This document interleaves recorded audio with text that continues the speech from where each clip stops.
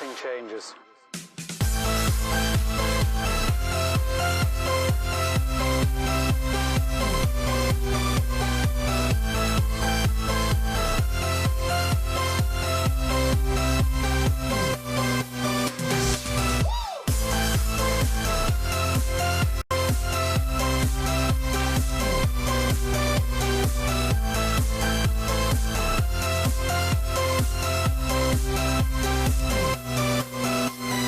Life.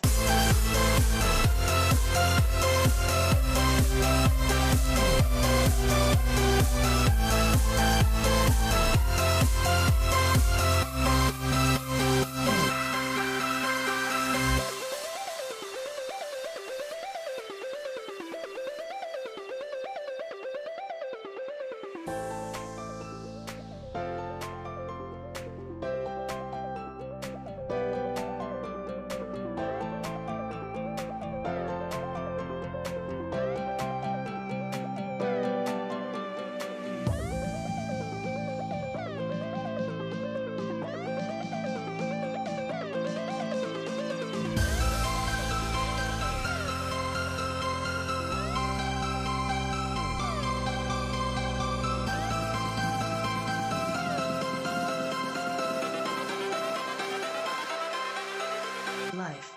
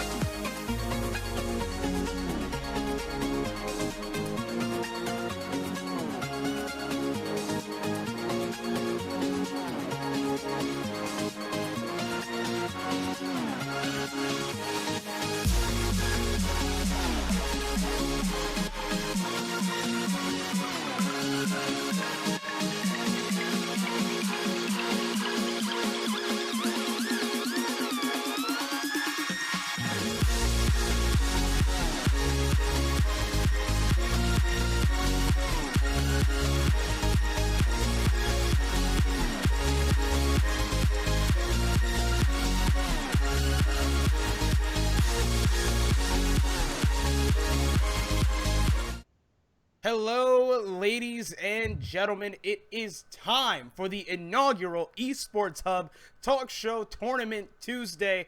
I'm Paradox, and with me today, the man who needs no introduction. And, you know, it's kind of weird. I feel like I just saw you not too long ago. Yeah, well, you know, that's exactly it. You did just see me not too long ago. We have arrived back from Canada. It was a beautiful place to be. It was a great event. And now we're back here in the online world. We're no longer standing next to each other. I can no longer touch you no more, Paradox. We're now on the opposite sides of the pond, as you could say. And we're now back with some online Call of Duty, and it's the Esports Hub Talk Show tournament, like you said. And I'll tell you what, the first thing that we should probably talk about before we go any further with this, Paradox, is if you can explain to the viewers that are watching what the Talk Show tournament is. So, for anyone that doesn't know, this is going to be a new thing. Every Tuesday, there's going to be some sort of tournament here hosted by the Esports Hub. And just so you know, you can get involved with what happens on every Tuesday.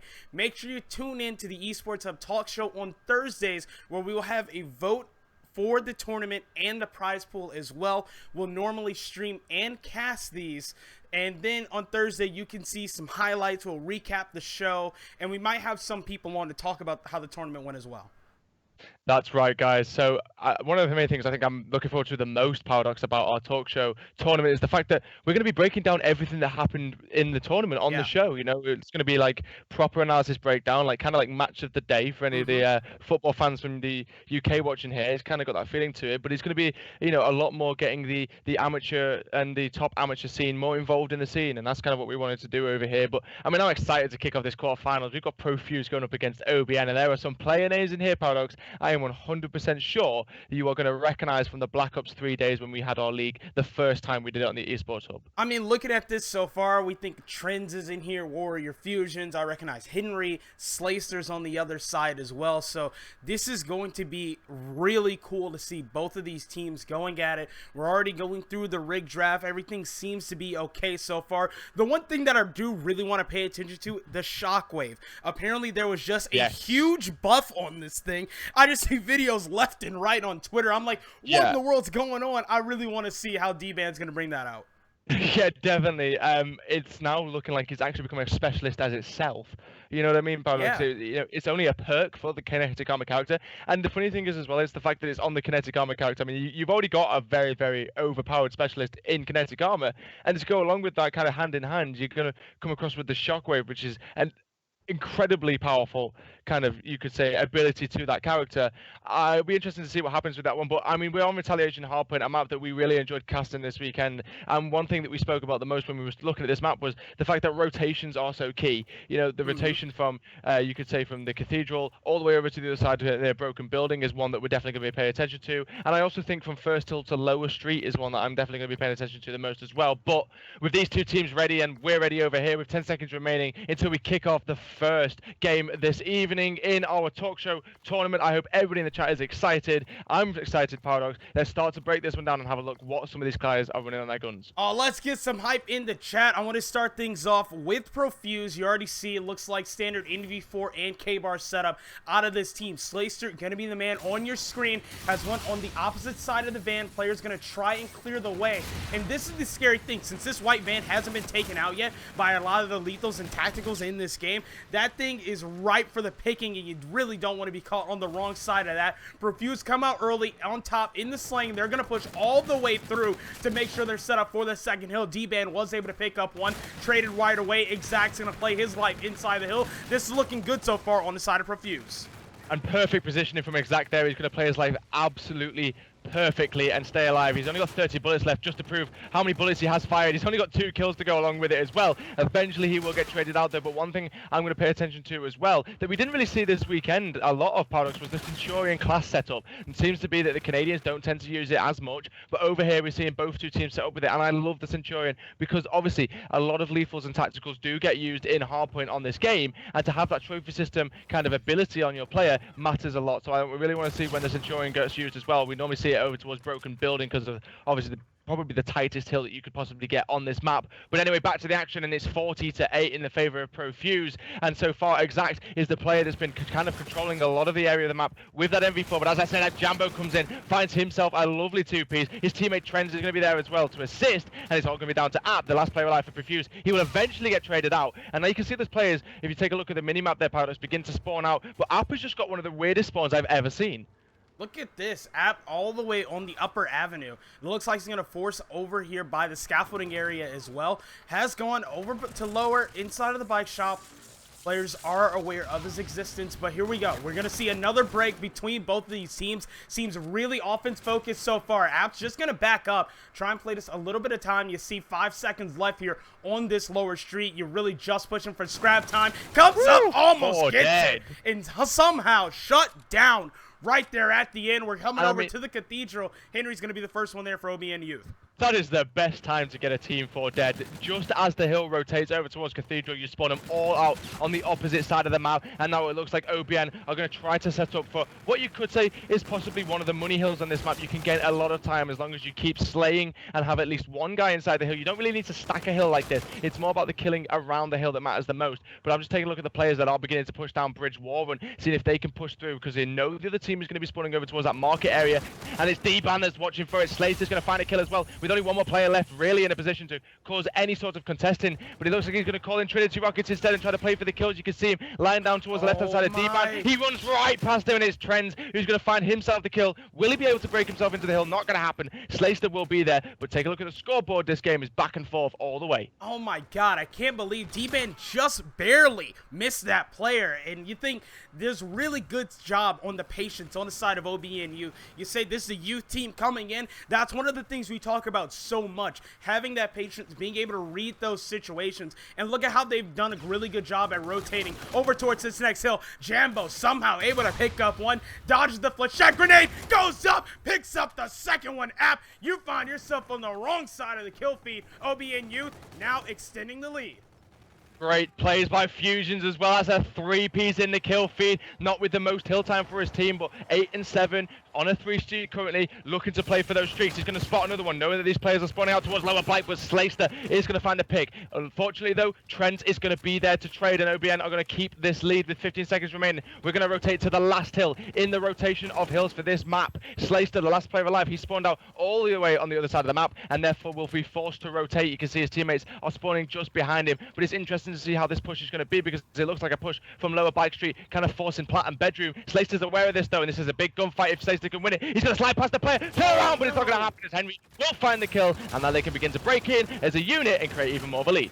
Look at that, OBN Youth once again coming through the strong break from both of these teams so far in this game number 1. On board with Jambo, just going to use some of the cover here inside the hall. The Scarab's going to come through. That leaves Henry. The next one around the hill was able to spot one over by the bar. Cleans that one up. Looks like these players on Perfuse know where he is, but Fusions and company able to deal the damage before they can do anything, and Henry's going to follow it right up with another one of his own.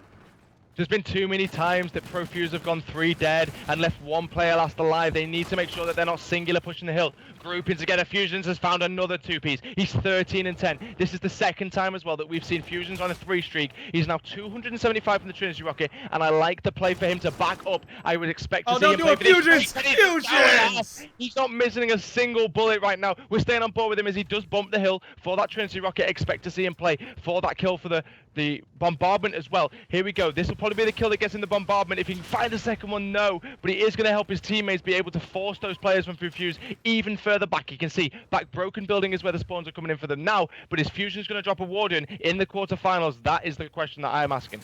We have to see going forward. I do want to stay on board with Fusion. The FTL jump is here, but might be caught out by Slacer or read this perfectly. Turns around, goes for the gunfight, able to get the bombardment, but there's a player right behind, and there we go. The pinch comes in from Profuse. It helps them out in the short term, but OBN Youth take the hill right back over on Bridge. Just an absolute slugfest going down right now. Trin's able to spot one, tried to go up and over, won't be able to pick it up. Fusions comes back with a headshot of his own. What do you think right now? What do you want to see on the side of Profuse? They have this early rotation, but can they hold it? I mean, this is what I was speaking about earlier, Paradox. It looks like there's a lot of singular pushes coming in from this Profuse team. Yes, they have great slaying power, and I expect a lot of the players on their team to be able to win their gunfights. But it makes it so much more easy for you as a team if you do it as a unit. You can trade kills. It's easier to 2v1 an enemy player than it is to basically try and win all your gunfights individually by yourself. So what I'm looking to see, really, and it's not a great deal of time for them to actually work on this, but I want to see Profuse group up a little bit more. I want to see them push as a unit, because at the minute, like we just saw Fusions earlier, he was picking players off 1 by 1. It was very easy for him to get towards his streaks. I mean, Fusions isn't missing there. He snaps on another player there. Up, spots one towards the bottom. Fusions goes for the drop shot, but it is going to be exact that actually takes down his teammate Jambo. But you can see here, Fusions is nowhere. Like, he's not having any gunfights inside the hill. His teammates are picking up all around him. It looks like it's going to be OBN that rotate first again. And if he's able to hold on to this time as well, it's going to be so big. But no, Slater will break in for a millisecond and will get traded. But like I said, it's the rotations that matter the most. And player number 8, Henry, is leading the way in terms of rotations for his team. D-Ban comes through. Now, D-Ban has to stay alive, and it's going to be very, very difficult too as well. If he could pick up even a couple of kills here and just relieve the pressure to allow his teammates to come down bridge, he will make an absolutely insane play. This is going to be scary. D-Ban caught in the middle of 3 OBN Youth players and will go down. But now OBN have to make a push onto the hill itself. One right under Fusions. He'll be able to clean that one up. And now look at the setup coming in from OBN. They have control of the hill. Jambo is going to find himself near one. That's going to be exact. Tries to turn. Burn won't be able to do it. Fusions, though, sitting pretty in the hill. Spots one over towards Statue. Couple of hit markers going his way. Tries to finish it off. And there we go. That contest as well from App is so important, because the enemy team could have won from that hill if they held every single second. So the fact that App was able to break into the hill and just contest for a few seconds helps a lot. Now let's take a look at Profuse, the way they're rotating over towards back broken. There's 2 players here already on OBN, number 7 and number 6. Now the last player alive is Warrior Fusions. We've seen him playing so well so far. He's got bombardment as well. He's managed to do it as well. Stays alive. His teammate Jambo comes in from behind him as well. Going to assist with that one. The players spawn out, and ladies and gentlemen, OBN take map number 1, 250 to 113. And to pay attention to as well, Fusions didn't even have to use the bombardment, but you take a look at what he went 25 and 15. He had a fantastic game. But for me, Paradox, this is scary, because remember, these are best of 3s and not best of 5s. This was an offensive slugfest on the side of just both of these teams. The way they were able to group together and break hills was absolutely fantastic. But you look at that, even when the early rotations would come in, you see what can happen between 2 teams and how it really, you have to have the cohesion, right? You have to know what each player is doing on the team to be able to coordinate accordingly and be able to pick up games. But you do mention it once again, these are best of 3s. We have a Frost uplink coming up next. Who do you think takes that one? Frost uplink. I mean, taking a look at what we talked about this weekend, Paradox, when we was casting, we were speaking about how the respawn teams that we saw do very well on the hardpoint did tend to carry that over, and going into the uplink would keep the slaying power up, and the team chemistry was clearly visible, and they would then go on to take the uplink. I think it's difficult to call in this one, because uplink, we've spoken about it before, Paradox, is just such a team-based game, so it really does for me come down to which of these 2 teams has got the correct mentality. You could look at it and say Profuse might be going into this one a little bit shook, a little bit on the edge of, okay, we didn't have a great game there. It's all about mind reset. How can they reset their mind going into another respawn against a team that's just had great slaying power against them? For me, I think it is one that's going to go in the favor of OBN just because of how good Fusions was looking. Trends also was up there. I mean, Jambo as well. And really only Henry was the player you could have said from that team that didn't kind of go off, but he went neutral and he got 46 seconds in hill with 3 defense, so it wasn't like he had a bad performance. For me though, Paradox, I think with the slaying power that we're seeing from this OBN roster, I think it may be them that ends up taking this one. But for me, if Perfuse are going to make a way back into this one, it's a mentality thing. They need a vocal leader, somebody to get this team together, and somebody to make sure the pushes are correct and working together as a unit. Well, we'll see how it goes. Game number 2 coming up right after this. Tell us in the chat, who do you think comes away with the series? We'll be right back.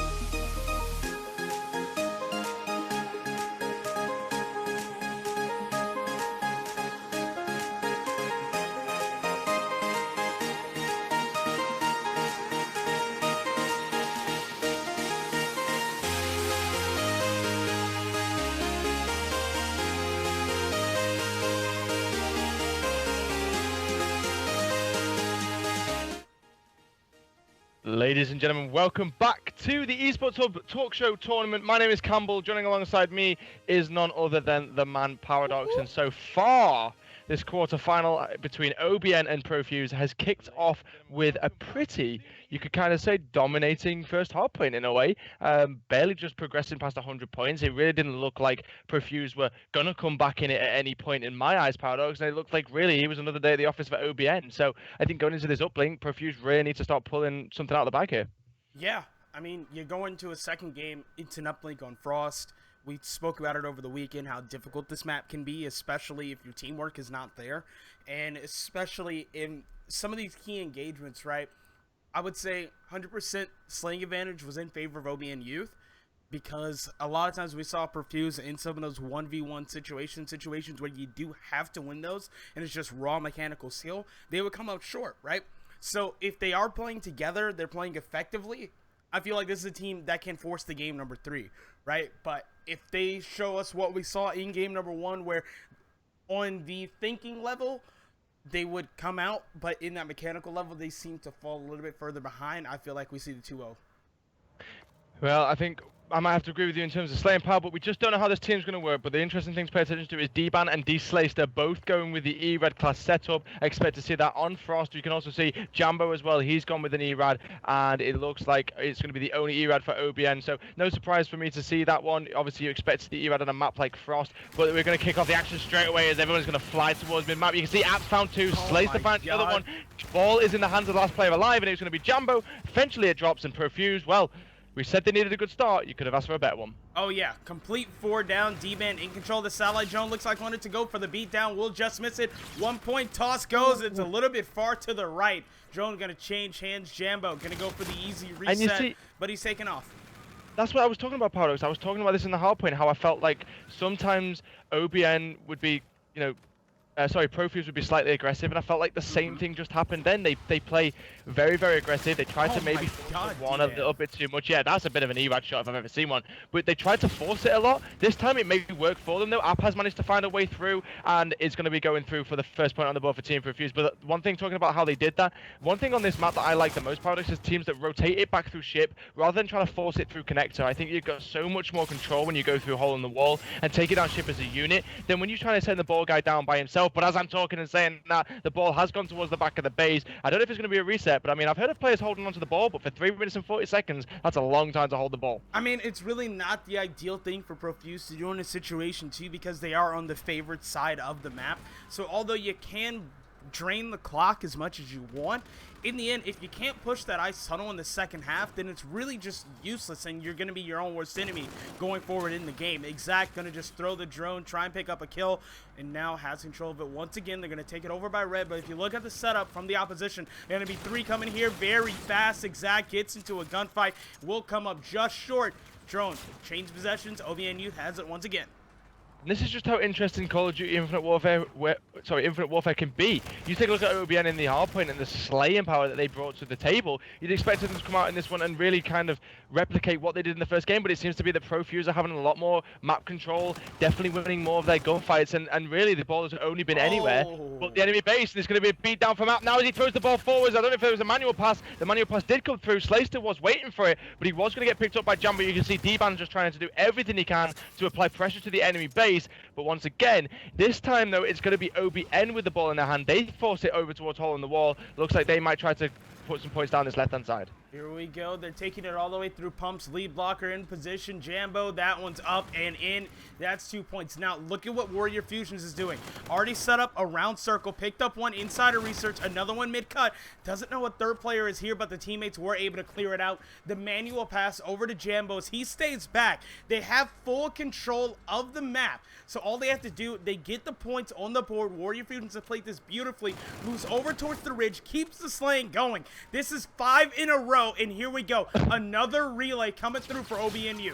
I just feel like I have hit Profuse with the biggest caster curse in the entirety of Call of Duty. I was literally just talking about we're yet to see from OBN the Slayer power that we saw in the first half point. You then see Henry goes on a 5 streak. Warrior Fusion's doing exactly what he did in the first half point, still going as well, 13 and 5. The ball once again now coming up through Ice. It looks like more points are going to go on the board for OBN. Warrior Fusion's playing as the lead blocker, got 2 kills to make. He's going to find the first one. The second one is close by. He knows that, but it doesn't matter because the points have gone through, and it's now 6-1 to OBN. Only a couple of seconds ago, we were saying Profuse were leading this game. And Henry still has not gone down. You have full streaks. Use the slam to get the dunk on the board there, which is an interesting thing. You don't see that one very often right now, and I feel like it's going to be something we see more and more. But Henry's doing a fantastic job of just keeping the base open. As soon as he goes down, look how far Fusions has made it up. That's an easy 1-point toss, and now it's a 6-point lead for OBNU.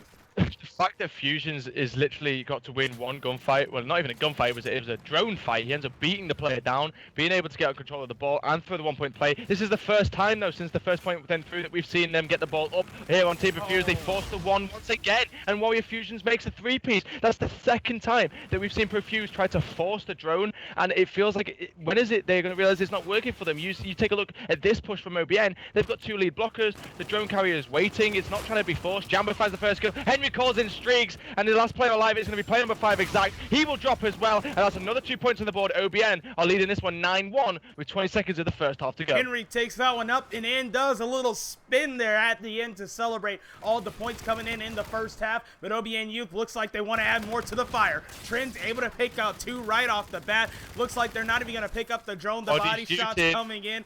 3 seconds left in the first half. Refuse grabs it, throws it for a couple of yards. We are at halftime, ladies and gentlemen. 9-1 in favor of OBN Youth. And that was such an interesting opening for me. There were so many ways that I want to take a look at that one. So starting off straight away, you have a look at App in the first half, and with his teams on Profuse, it was great. It was good slaying power. They looked like they'd really forgotten about first map and decided they were going to come at OBN and try to force, a game 3 at least. And you saw them push. They got the first point on the board after maybe a couple of failed throws. You could see it was a bit forceful. But then once OBN realized that they needed to start getting themselves into this, you saw Profusions do what he does best and just completely start slaying. He's now 22-8. He got himself full streaks as well. I know Henry went on a little bit of a streak of his own as well, and has actually gained 6 of the 9 points for OBN.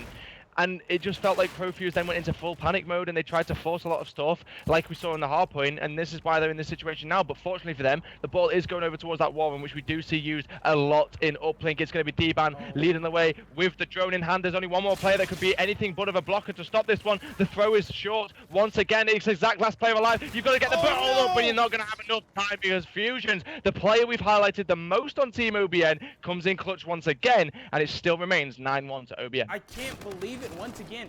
Profuse seem to have really good breakout strats, but something goes wrong towards the end. They just can't clutch up. They almost had it there, but then, of course, as you said, Warrior Fusions comes through, clears it up. Exact picks up a couple, now has control of the satellite drone about 3/4 of the way to that active camo. The Mabarman's going to stop him in his tracks, forces him to go for the toss, and when you don't have time to line it up, that one goes sailing off of the map. That is a clutch bombardment if I've ever seen one. The fact that Slayster was in a position, he was playing as lead blocker, he was kind of sat under the portal, just waiting for the throw to come. Even if it was a pass that came through, he could have dunked it through for his teammates. But it's ended up being 2 points on the other side, and OBN are just increasing the lead even more. Everything that Profuse try gets stomped by score streaks, slaying power. Fusions once again still alive, 25-11, close to what he drops in the first half point. I mean, Slayster, it's great that you're in ice, it's great that you're slaying out, trying to be a lead blocker, but the ball's nowhere near you. The ball is in the other half, so there's nothing you can do. Eventually, he will get picked up. Jambo now has the ball in his hands, and with 3 minutes remaining on the clock so far, our 2-0 prediction is just looking more and more like it's going to happen, Paradox. Jambo looks like he's going to bleed the clock just a little bit, and the good thing, look at this, allows the teammates to try and get in and pick up some of the kills. All of them don't go in their favor, but Jambo's still alive, and as soon as he goes down, I mean, you think, once again, there's nowhere to go. That drone just goes into the icy depths of Europa and somehow ends up back on the middle of the map where Exact and Profuse gonna have first dibs. But you saw streaks come in once again. 2 of them go down. This is gonna be a really difficult try. They got 1 down. App takes it all the way around, lines it up, fills it up, but there's still a 9-point difference. Well, the interesting thing to pay attention to as well is Trends has just timed out for Team OBN, looking like they're still going to carry on playing this one. OBN clearly confident. They are 11-2 up, but it'd be really interesting to think that by letting this one play out, if Profuse were to come back, because it is a 4 versus 3, then it would be very unfortunate for OBN that they didn't have the game stopped. I like the confidence though. They're still going to try and play it 3 versus 4. You can see Fusion's with the ball in his hand, just trying to stay alive, waste as much time as he possibly can. Bleeding the clock is so important when you have a lead, but with 2 minutes left, there's so much time for Profuse to make a change. Once again, Slaysters found himself in research, pushed up as far as he possibly can, like we always talk about, playing that lead blocker type role. But Fusions is around the corner. Slayster will find him. Surely a manual pass, if anything, will come through. The only player really left to stop them is player number 3. And he will find the kill. That was going to be Jambo, but it looks like they're starting to make a bit of a comeback in this one. Is it because it's 4v3? I don't know. D-Man picked up one inside circle. I feel like the man advantage is definitely one of the things that's really hurt in this second half, but you think you still have a really comfortable lead. The drone just going to be reset over and over. OBN Youth on the side of Henry ends up using the reactive armor to pick up a couple, now trying to get more done, able to take out D-Band, spots one in the air, won't be able to react fast enough. Drone trading hands, forever stuck right now inside of the turbine area. Finally, App able to grab it, comes through, puts more points on the board. 11-6, Profuse still have a long way to go.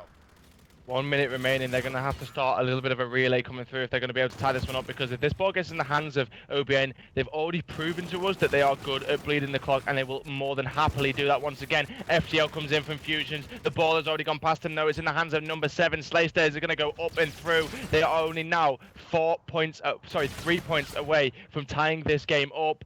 And it looks like the relay has begun to lock in. You can see here D-Ban pushing up. Henry will find the big kill. This is going to have to be some incredible base defense if they're going to stop this point from going through. With 30 seconds remaining, this has to go through for Profuse, but Henry comes through big. Jambo finds another one. And I think, ladies and gentlemen, even though it is 4v3 towards the end, the big lead at the start that mattered so much for OBN, the great start, the 9-1 by half time, is going to do enough. You're going to see OBN advance through to the semi-finals. Unfortunately, though, Profuse will go out. But if you take a look at performances and scoreboards, App really couldn't get himself going. Neither could D-Ban, both with 30 deaths and 14 and 17 kills. Henry's going to come through and clean up these final few kills. But ladies and gentlemen, OBN 11-8 on the uplink, quite dominant in the hardpoint as well, and they're going to advance to the semi-finals of the Esports Hub Talk Show tournament. This is going to be a team I really do want to see how they do in that next round. You think going through this sort of game, you have a player drop out, you have to play a little bit 3v4. As you said though, the lead that they secured early on was more than enough to help them push through the rest of this game. And when they have all 4, this team is scary to play against, just from what we saw in both of those maps. I mean, this might be a team that we have to look at that can possibly take the whole thing. Definitely, you can see the slaying power is clearly there. You know, you take a look at a player like Fusions. I know we've highlighted him a lot, and we've talked about him a lot in the hardpoint in the uplink. But you can't. I mean, how can you not when he's having the performance that he's doing? You know, he was slaying out for his team. He had the hill time in the hardpoint. He was making sure that he was the lead blocker pretty much every single time. There was some moments as well where he would have a clutch moment and stopping the ball from going through, and Profuse weren't able to score points because of it. But then you could take a look at another player on that team for me, Henry, in that uplink by getting the score streaks and being quite clutch by getting those. I know that the ball got passed to him a few times by his teammates so he could actually be awarded them. But you see, there's that type of team chemistry, that type of team comms between the team to give Henry those specialists. If Henry didn't get that bombardment, that would have definitely been a 2-point for Team Profuse. The score could have been very, very different. So for me, it came down really to team communications and how well the team played together. I think OBN definitely came into this one with a lot of confidence, and the hardpoint, you could see that. It looks like, you know, they were pushing stuff as a unit. The rotations were always on point, and any time that Profuse did rotate first, they were stumped because you would have individuals from OBN that were just winning gunfights. So I think for Profuse as a team, it's literally, for me, it's just going to be communications. I think they're more than, like, they've got the gunfight power there. They've definitely got the slaying power. And it was crazy because they had a good start in the hardpoint and also the uplink paradox. And you really thought that maybe they would be a team that could contend against this OBN, but OBN kind of flick a switch and they just go crazy and they just realize that, okay, guys, we've got to clutch up a little bit here. That we, you know, let's get this series over and done with. We don't want this to go on any longer than it needs to.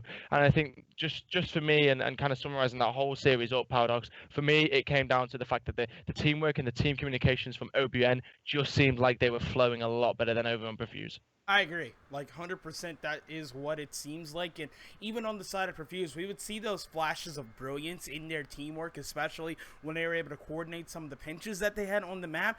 But it seemed like after that initial play, people didn't necessarily know what to do. It would be like they'd be on the same page. As soon as it actually works, something just happens and they fall apart. That's just something that comes to practice and really focusing on that communication more and more. But everyone, don't go anywhere. We have another series coming up right after this, getting ready to move into the semifinal round of the inaugural Esports Hub Talk Show tournament. Don't go anywhere. We'll be right back.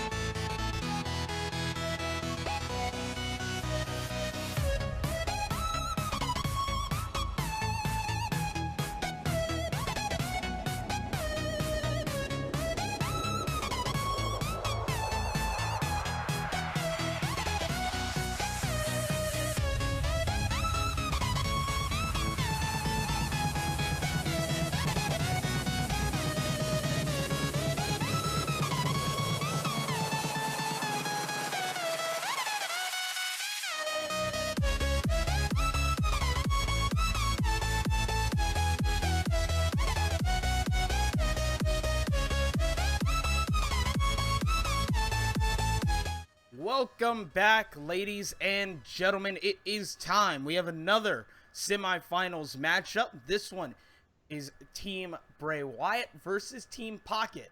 So Team Bray Wyatt. Dude, I saw that name. I was like, wait, oh, okay, that's pretty cool.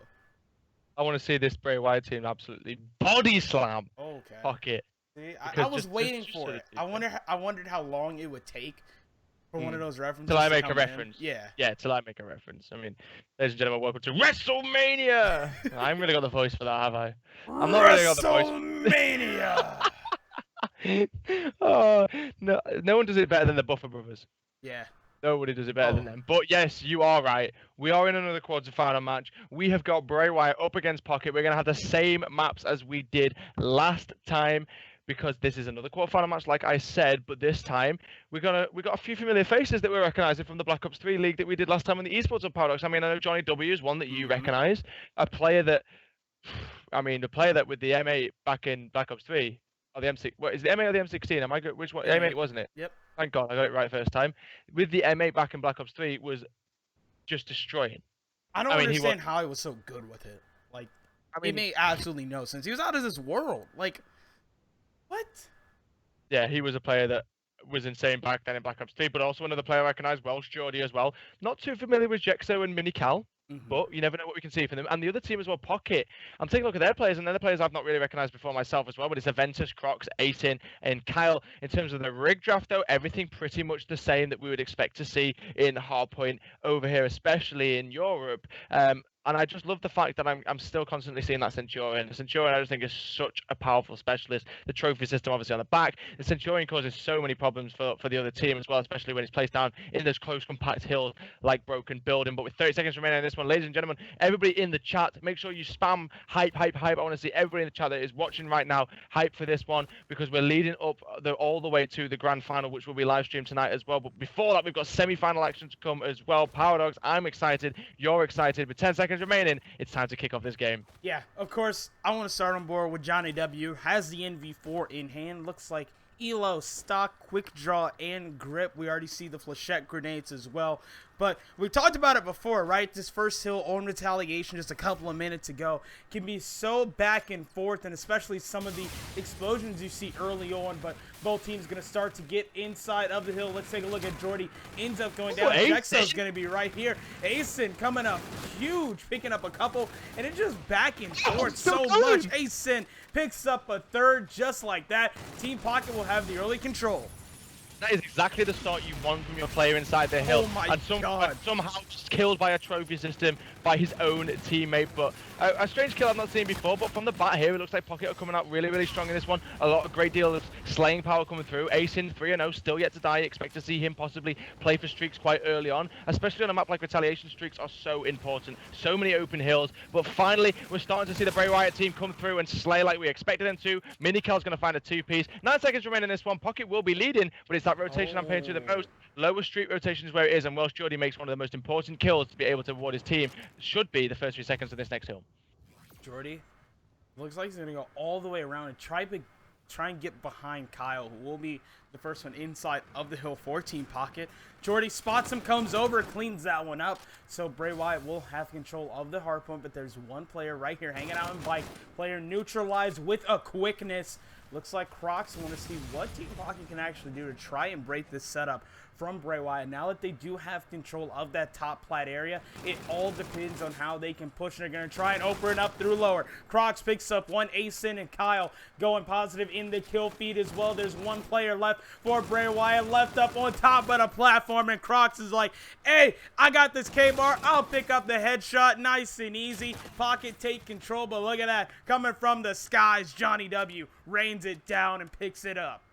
There is nothing more fun than Paradox saying, pushing Bray Wyatt in the hill. That is my favorite quote of the entire Esports Hub tournament. Talkshow tournament. Sorry, I got those two the wrong way around. But this game is a little bit more closer now. You can see that the Bray Wyatt team have managed to bring their way back into this one. This is a big 1v1 gunfight though, and it's going to be won by Asin. His teammate is beginning to push down that bridge area as well. You see we're on board with Aventus. Aventus is going to be looking for those players towards market. It looks like he's going to go for a rotation back and try to come from a better angle here over towards his curve side. Spots one is Welsh Geordie. He finds him. Last player in hill gets traded out as well. Asin drops, and now this players will spawn out at the new hill, but there's a lot of time still to be given on this hill, and it's in favor of Bray Wyatt's team. So I'm on player board number 2 here, Welsh Geordie, but he actually gets taken down by Crocs, comes through with a very nice 2-piece, will begin to push through. There's the third. Crocs has broken it single-handedly by himself. His teammates are finally here to assist, and it looks like the final scrap time will go in favor of Pocket. The rotation's already coming through, and Team Bray Wyatt are going to be setting themselves up for the next push to come through by Pocket. Speaking of Bray Wyatt, look how Geordie's playing this so slow. Cal already picked up 2,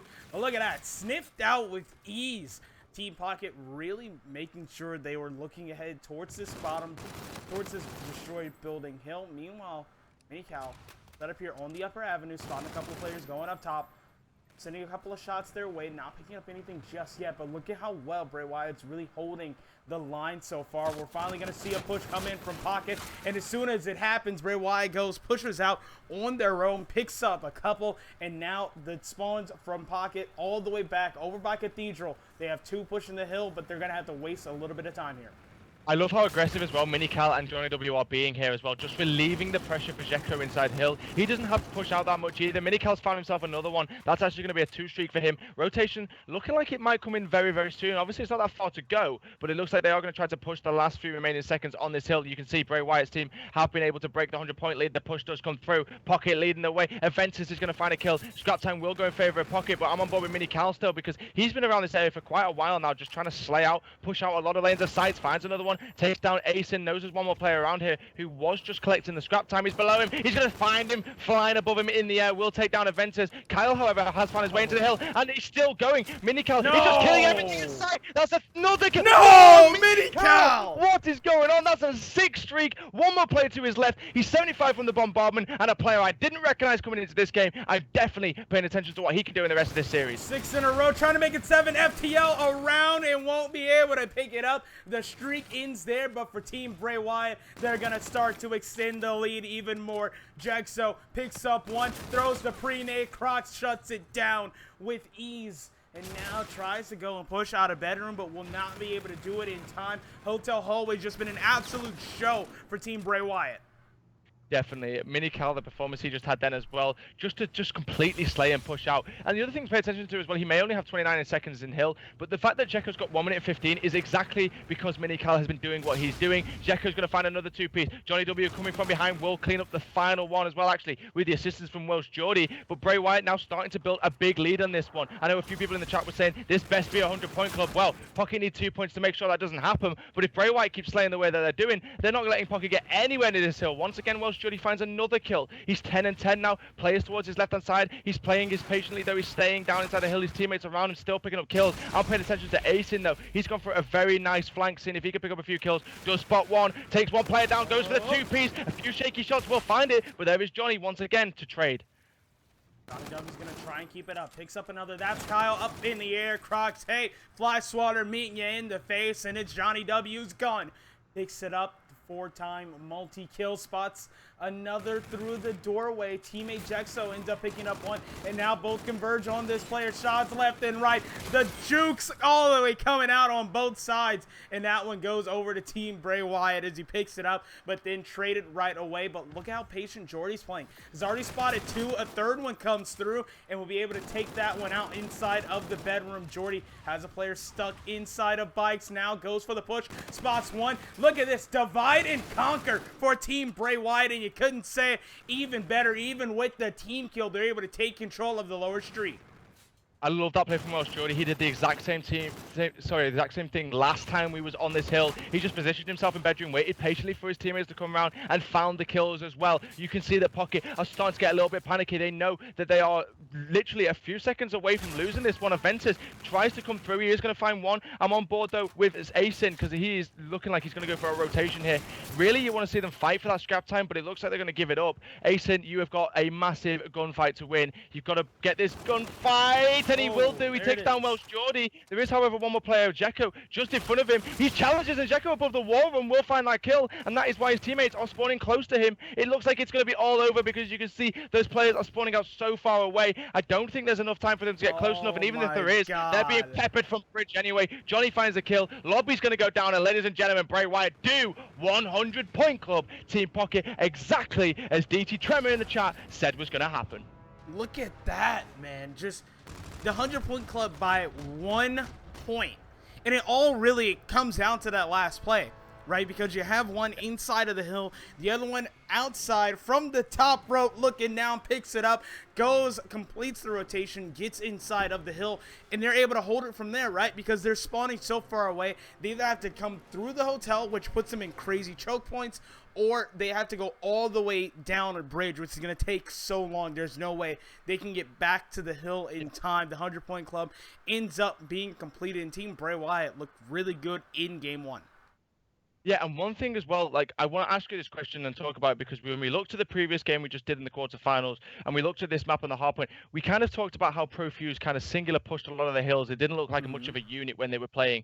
Is that kind of the similar feeling you got from the Team Pocket, or was it just general slaying power? I mean, you take a look at the scoreboard. Aventus, he went 9-19. Not a great performance from him. Hope to see him really pick it up going into this next respawn game mode. But when you've got players like Minical, I mean, that was the turning point for me when Minical went on the 6 streak, I think it was, and just completely slayed everything out. I mean, he stayed alive for a good minute, going from Broken Hill towards the mid map. For that really was the turning point for me, because when you have a player doing so much slaying damage, it gave a lot of time for his teammates inside the hill to just sit and do what they wanted. So for me, going into this next respawn, the question I really have to ask you, Paradox, is where is it that this Team Pocket's going wrong? I would say it comes down to some of their pushes, right? And not even the push in and of itself, but the way that they sort of adapt, or like in that last series, after the push is completed, or if something goes wrong, it seems like they get a little bit panicky. They don't necessarily know what to do and how to regroup. So there's that, and then you see sometimes it might just be a retaliation thing, some of the decisions that are being made. Like if you have that early rotation, you don't really have to go for that challenge, right? Yeah. You can really just stay there, force those players to come towards you, and it puts you in a really good situation, or puts you in a better spot to be able to pick that one up, and that one helps out your team going forward.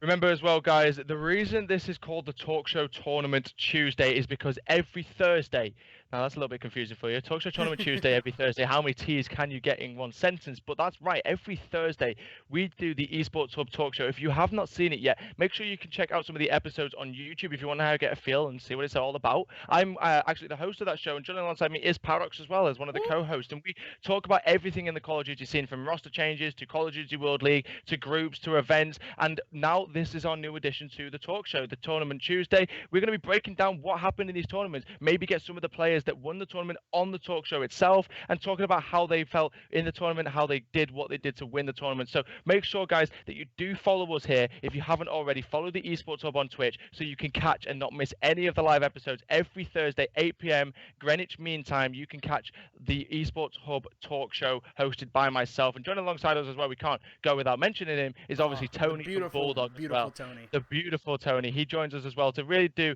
give his, I say opinion, but, you know, it is what it is, Paradox. Sometimes it's an opinion, sometimes it's just him talking. I don't know. It changes week to week, right? Like, yeah. You never know which Tony you're going to get, but if you want to find out which Tony we're going to get this Thursday, well, this Thursday I don't think we're doing a show because obviously it's I-60, to work guys. that out. Yeah, it's I-60. A lot of us aren't actually here, but maybe we will do a show. But every Thursday from then on, we promise you there will be shows every single Thursday. So make sure that you do follow the stream. Also follow us on Twitter if you haven't already. And, you know, if you haven't done the other thing as well, Paradox, the most important thing on all of this and why these players are playing right now is the Esports Hub website. You see the link below, the esportshub.com. If you're new to gaming and compared to Call of Duty and you want to get involved, go onto our free agent site. You can find teams, you can find players to play with. You can also then enter our tournaments. You can get credits. Like, this is what these players are playing for today: 100 credits, and being able to use to enter our paid tourneys, being able to use to buy membership. There's all sorts of things that you can do on the website. So please make sure that you do go and check it out and make yourself an account. So let's move on then. Frost Uplink is what we're going to next. Last time, you know, it was a 2-0, and we kind of agreed, Paradox, between us, that the reason it was a 2-0 was because OBN just had a great deal of slaying power, and it just felt like that Team Perfuse at the time just could not deal with them. I kind of feel like this is the same way it's going with this one. I feel like the slaying power was incredibly strong. I mean, to 100 point at club on hardpoint, especially Retaliation, which is a map that really, if you lose a set of gunfights, you can lose a lot of seconds of hill time. But the fact that the team Bray Wyatt were able to hold on to so much seconds proves to me that they really do have a great deal of slaying power. Looking at this, I mean, the selling power on both sides, as we saw in that first series, it can make a huge difference, especially going into that second half if you find yourself on the back foot. And it can sort of be a saving grace for teams when they're trying to push over that ice tunnel side, right? Because remember, you spawn so close to that uplink portal, being able to rotate effectively and pick some of those up, it can be a really daunting task for some teams if you don't have that sort of really stand hard line defense. So if you're a team that can really slay out effectively and you keep that pressure up over and over again, that's something that really helps you out on this map and this game mode in general, right? Because then you're able to set up those relays that can be really important in extending that lead and making sure you get that second map. And really, one thing I want to talk about as well, like obviously the series isn't over yet, but let's take a look a little bit more into this Bray Wyatt team. You know, you were talking earlier about OBN and possibly being one of the contenders that we would expect to see in the finals. I think this Bray Wyatt team is got the potential to be that team that may face them in the grand finals, and I think it would make it a great grand final as well. Two teams with individual players, like you compare Minical and Warrior Fusions, those two going at it in terms of slaying power, it really would be an interesting hard point to watch. You know, I don't know which way that one would go, but like I said, though, this series is still going on. Pocket could easily make a return. Search and Destroy is such an interesting game where it can go either way. If Pocket can take this one and take it to that Search and Destroy, anything can happen.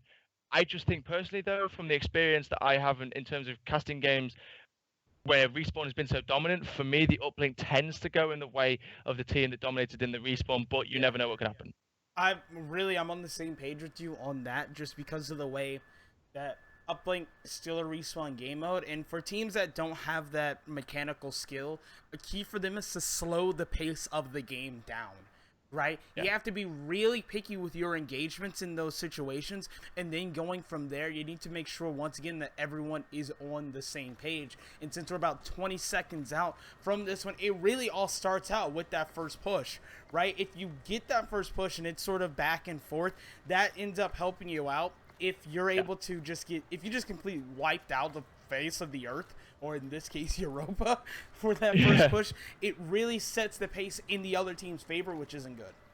And I mean as well, one thing for me is obviously we're going to expect to see a lot of gunfights go down towards the middle of the map here.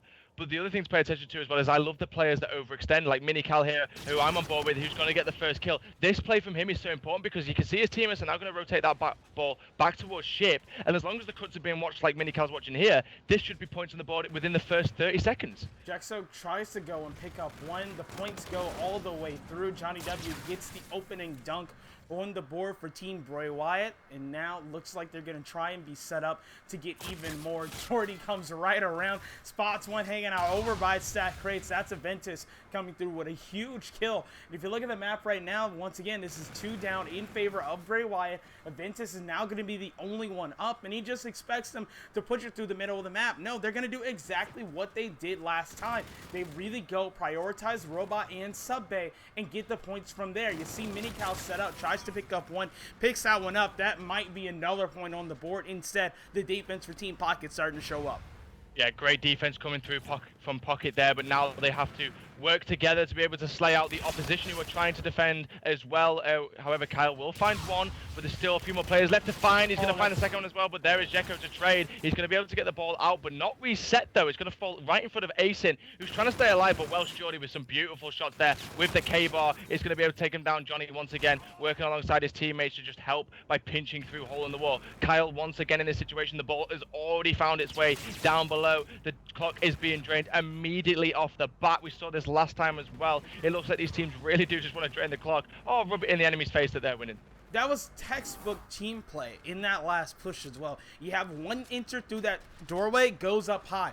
The other one follows right behind, goes low. There's no way that player is able to react in time unless they go in the air and have that beatdown ability. There's no way you're able to pick up both of those unless someone is whiffing shots. Now look at this. Asen able to spot Johnny W going up high and around. cleans that one up, goes for a huge gunfight over on the subs. Like, hey, you know, I have an ERAT. This is not the favorable engagement for me. I'm just going to back up from that one. But Mini-Cal with confidence, though, will just push it. And this is exactly what we saw in the hardpoint. Interesting play, though, coming through from Pocket. They tried to OE over towards that right-hand side of the map, and it hasn't really worked out for them. You can see Mini-Cal is positioned in the same position where they got the first 2 points. Going to play aggressively into the enemy base, finds one. Not going to pick up Kyle. Kyle with the ERAD, though, is going to be happy that he's in a close quarter engagement, but it doesn't matter, though, because his teammate Asin will have some good base defense and will get the ball out of the danger area for now. But it's kind of fell right into the path once again of Team Bray Wyatt. Mini-Cal's just playing so aggressive. He's trying to play as kind of that submachine gun aggressive role, but with the K-bar in hand instead. But it doesn't matter because it's such a good weapon up close that he can just dominate the ERADs as well. He's playing with so much confidence. And finally, it's going to be 3 dead on Bray Wyatt, and Jekko the only player left alive. Maybe this could be Pocket's chance to put some points on the board. Asin almost single-handedly opened the door for Team Pocket, picked up 3, almost had the 4th one, and the drone was not far away. So we're starting to see some of those plays come out of Team Pocket, some of those some hero plays that weren't set up as hero plays, but somehow, some way, it ended up happening. Aventus was able to pick up one, tries to turn and pick up the other, but as soon as he does, gets taken out, and now the drone goes over to the opposition for Bray Wyatt. They tried to open something of their own, trying to pick up one inside a robot. Mini-Cal picks up that one eventually, but they didn't trade it right away. Team Pocket have another chance, but look at this. Bray Wyatt all coming off of the respawn. Looks like Team Pocket groups up inside of Pumps. The push is on. Lead blocker goes through Aventus. One goes down. Looks like Sin trying to pick it up, go around, won't be able to do it. The drone is forever stuck inside of Pumps, and you think once again that goes over towards the team with the better mechanical skill, because all they have to do is flood right through. Bray Wyatt on the brink of danger, but they're able to make it count, pick it up. The defense comes through, and they keep their lead. For me, their paradox, there was far too much time taken to try and take that ball through into the base. I understood, you know, they threw it down because they were waiting for lead blockers, but when you take that much time, the players that you've already killed have spawned up again, and they're spawning up right under their portal. So you're literally making it harder for yourself because it's therefore a 4 versus 2. Once again, though, we've seen Team Pocket get players down, and Mini-Cal is just playing so aggressive that every single time they get 3 down in front of them, Mini-Cal's flanking from behind, and he picks up a numerous amount of kills. He's finally been picked up, but this one is quite tight, to be honest with you, especially from what we saw from Bray Wyatt and their team and how much slaying power that they had. For them to be only 2-0 up on a side like this, which I would say is probably one of the favored sides, it's difficult to say really which is the favorite side, but I think if you can rotate it through ship like Jekko's doing now, this play can be so dominant. Jekko does find a kill with 9 bullets left in the chamber. He's going to try to push up. Looks like he's playing for just kills at this point because there's not enough time to get points on the board. But 2-0 to Team Bray Wyatt. It's not over yet. Pocket still have a lot of time to bring this one back. I just think what they need to do here, Pocket need to go through the hole in the wall and try to come down ship is one of the best strategies for this. Play those lead blockers and kind of have a player to do what Mini-Cal's doing. Play that kind of aggressive Slayer confident role and just push out the enemy base. I don't think they have a player doing that right now. It seems to be that it's all stacking as a 4. But I think if Pocket have an individual that can replicate what Mini-Cal's doing, just put pressure on the enemy base, maybe this one could go to the game 3. See what happens. Sin and company are pushing over by the robot bay, trying to pick up the opening kill, but it looks like they won't be able to do it. Stonewall 3 down in favor of Team Bray Wyatt, and they haven't started the push just yet, but Sin is trying to stay alive, finally taking down around sub.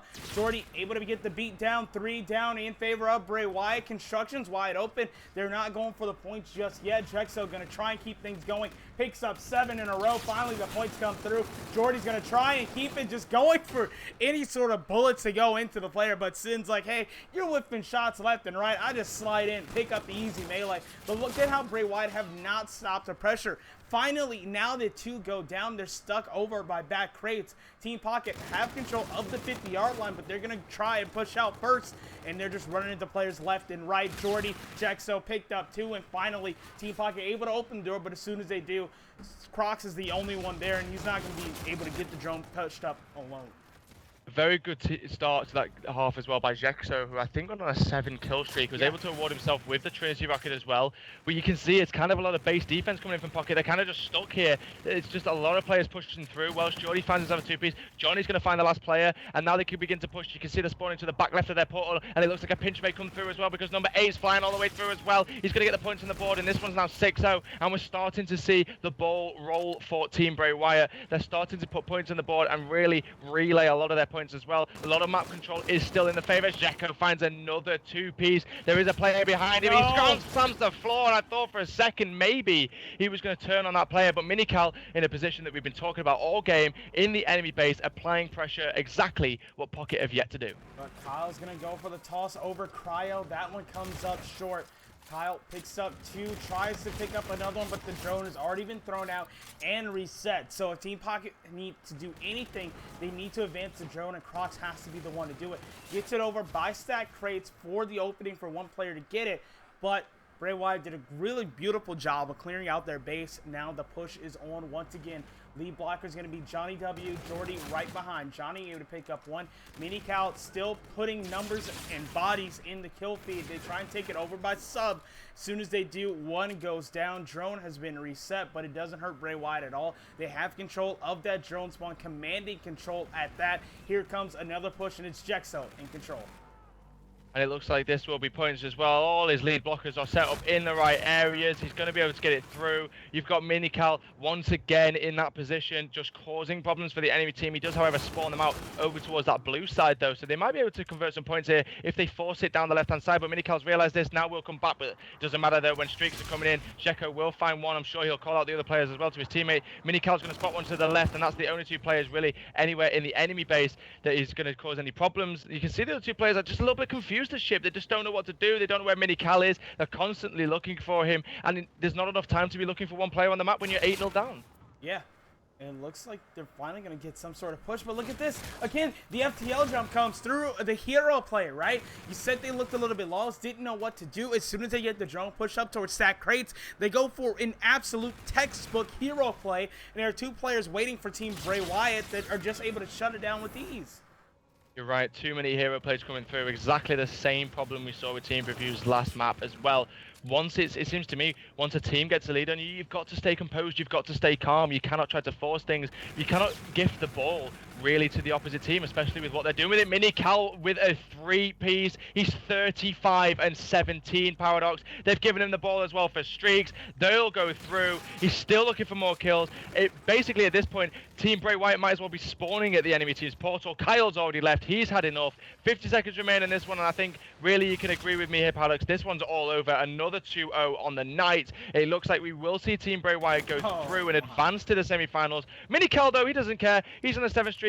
He hasn't stopped doing what he's been doing all series, which is killing. More points will come through. It's just a case of kind of padding those stats, seeing how many kills you can drop. I'm sure Minical wants to drop that 40 bomb, and he's only 3 kills away from it. Yeah, I want to just stay on board with Minical, go on the 40 cam. Looks like he's moving in. There we go. That's 7 in a row, getting closer to 2, and might end this game with a full kit as well. Spot 1 knows. Oh, his teammates are killing everybody. But Johnny W is like, hey, nah, I'm going to deny you that 40. I'll pick that one up on my own. Now, drone just going to come through once again. Jordy goes up and in. That's 14-0.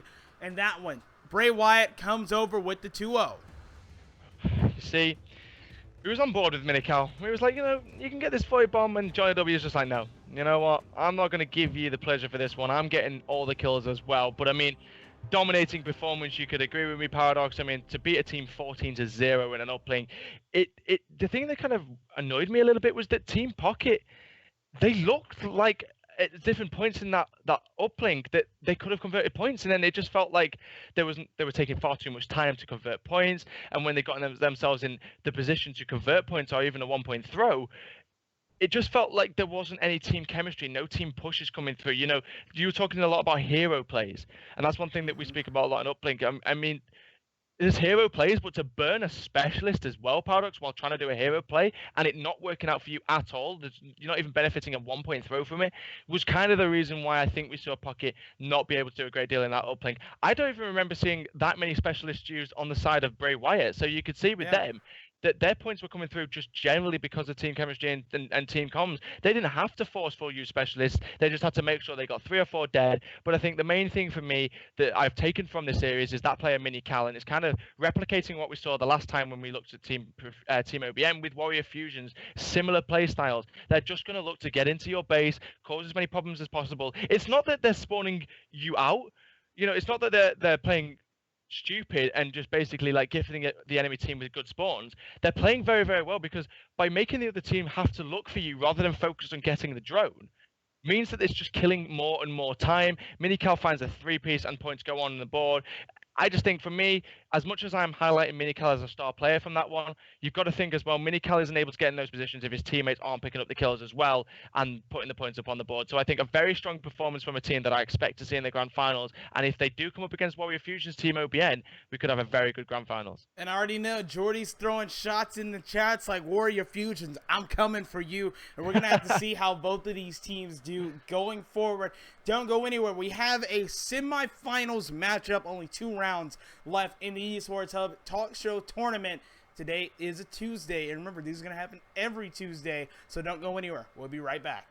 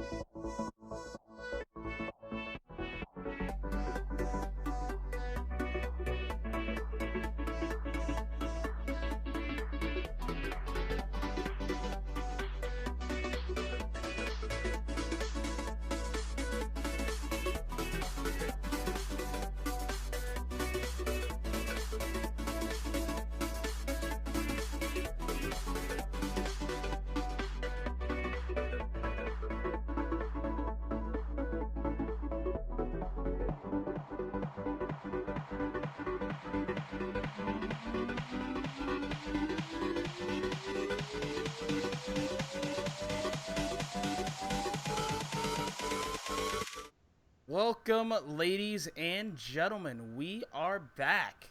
It is once again the inaugural Esports Hub Talk Show Tournament Tuesday tournament. Terrific, tantalizing talk show, T2TT talk show tournament. This is exactly why we didn't let him go through.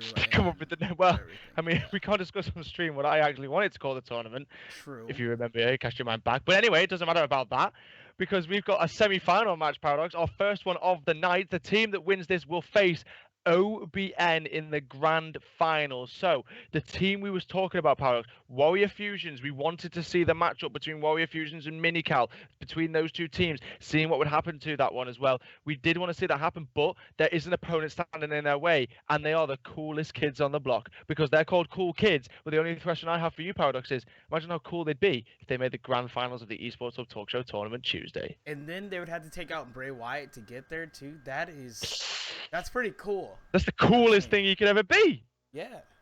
Cool. Oh, it's oozing cool. But that is right. We're obviously now we're in the semi-finals. We have different maps to look at, and we're going to be going into Scorch Hardpoint Paradox. Now, one of my favorite maps for Hardpoint. I love this map because I think it really does test the teams on their communication, their team chemistry, and their rotation skills. Expect to see maybe the ERAD, like we saw in the Frost Uplink, come out in this one, because I expect to see a lot of close quarter engagements going down. You know that Johnny was rocking the MV4 on the Retaliation Hardpoint. Not normally a weapon you really see on a map like this. It's normally a K-Bar ERAD setup, but I could see where the NV4 would be viable. Especially, let's take a look at the first the first hill that we're going to be going into. If Johnny's able to position himself on one of the nasty head glitches on that mid kind of engine container thing, he's going to start to just mow people down with the laser beams. Also, one thing that's really exciting for me as well is taking a look at Mini Callan, obviously a player we're highlighting a lot. He played so aggressive in the previous two maps that he's literally going to have so much fun on a map like Scourge because he really can put himself in those pockets of space that are going to cause problems for the other team. And getting into a lot of those pockets can really cause trouble for the opposing team, especially when we look at the Money Hills 2 and 3, right? You think your turbine and your hangar operation, those can be really, really important, especially paying attention to hill number 3.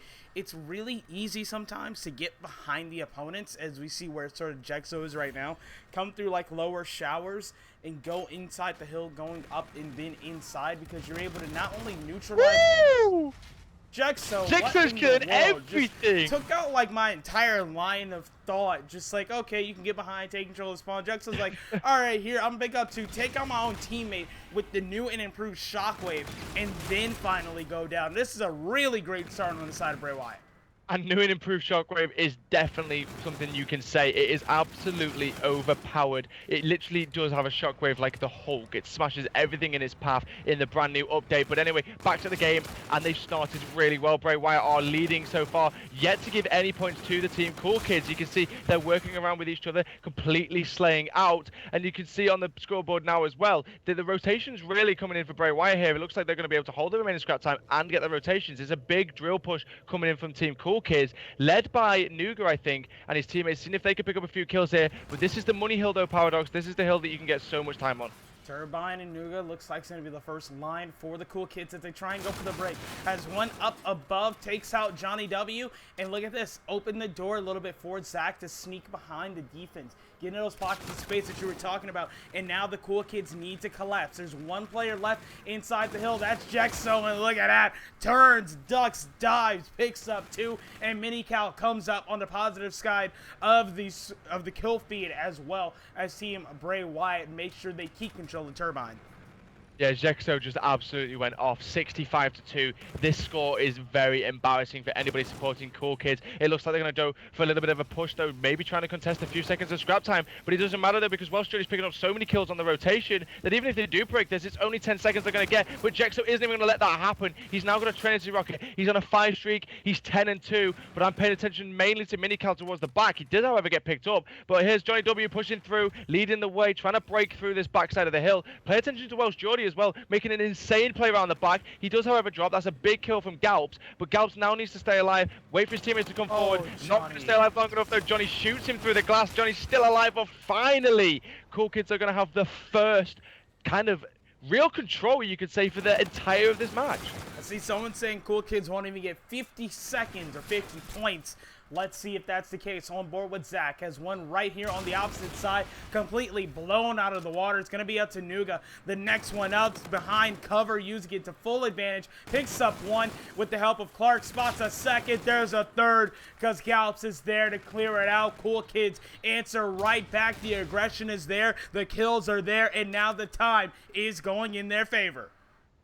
Only 10 seconds remaining on this hill, so we're going to start paying attention to rotations once again. Johnny W is over here alongside his teammate Jexo, who's been picking up so many kills so far, and he's finding even more. He's trying to get out the window, but he's struggling a little bit to find his way out, but it doesn't matter though because he realizes where these players are coming from. It looks like he'll just try to hold down observation deck for as long as he can. Slides out with that aggressive style of play, tries to find two. Not going to happen. Nuga will find him, but when you make a play of that one shot, your teammate will be there to trade and assist. And once again, for like the 5th time this map, you can see the players on Cool Kids are spawning so far away from the hill. They have no control whatsoever. It's literally a slaying power so far coming in from the enemy team. Bray Wyatt once again on the kill feed. Hill time is just stacking and stacking up whilst Jordy finds another kill. That's a 3 streak for him. The player trying to contest the hill, doing anything to help his team get some points on the board. But once again, this slaying power that we keep talking about from Bray Wyatt is proving to cause so many problems for Cool Kids. How in the world is Jordy still alive? 4 in a row. Has been doing circles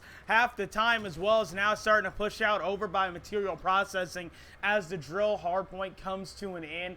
And we have spot something over by the wall run, but Zach and Gulps, the duo, comes through, picks up one, and tries to open something. We're now on to the second rotation, and Zach's going to be the first one inside for the Cool Kids. A little bit of time and going to be contested from Bray Wyatt, but now things have stabilized. They need to be able to keep Bray Wyatt away. The push going to start to come in. Mini Cow leads the way, picks up one, traded right away. Zach spots one inside of the tunnel, but doesn't watch his back. There we go. Johnny W and Jexo shows up, combined, full team down, and Bray Wyatt get control. There's too many times that this Cool Kids team has let Bray Wyatt get into their enemy base. You can see once again on board with Welsh Jordy, he's doing exactly the same play Johnny just did, and no one is watching it at all. He's going to go 3 fires, 2 shots at 2 different players. Doesn't find a kill, but Johnny W will come through though, finding the 2Ps and cleaning that up, and will, I'm pretty sure, secure the hill time in this one. Really, the rotation hasn't fully come through though. You can see Cool Kids are going to go down that drill side. It's going to be a big battle on the new hill. Let's go on board with player Clark. He has got some big kills to make. His shots do come through. He does take down one. His teammate is going to be there to assist as well.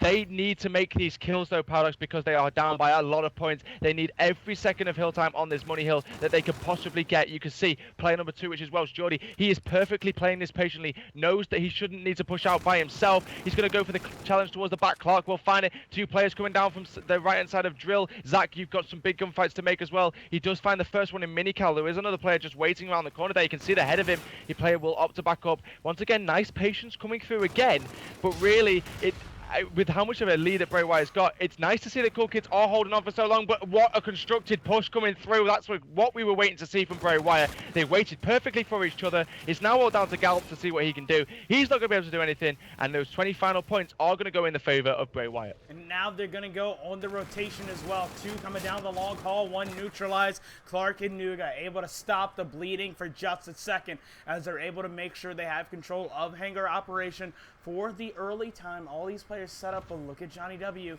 being sneaky, going around the back positions. That's now known, taking out Galps. Yeah, that's such a big kill, and that's this one as well. 2 big kills. Bodies being shot as well.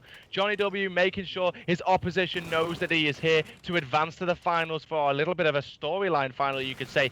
Kind of wanting to see those 2 teams go up against each other, but it's not over yet. Cool Kids are going to be able to just break the 100-point mark, but it's only 50 points remaining that Bray Wyatt need to be able to take this first map and take us into game 2 with a 1-0 lead. You can see they're trying to force their way through, but they're just literally running into a brick wall of slaying power. Bray Wyatt are absolutely dominating so far. You can see now they're going to try once again to go through wall, and nice kill from Zach. Does take down Johnny. He can now begin to push up through the wall, and has FTL to use as well, but Welsh Jordy is in a position to trade, and I kind of feel like I've said that quite a lot so far this game, Paradox. Every single time somebody on Bray Wyatt does die, there is always a teammate in a position to trade perfectly. Combined 10 streak on the side of Bray Wyatt so far, and now the skies will turn deadly. The Trinity rocket coming through as drill opens up. All those players will Cool Kids stuck inside of the observation deck, won't be able to move at all. On board but Wells Jordy looking straight in Opso, has secured the active camo. That's pretty much going to do it. Johnny clears the way,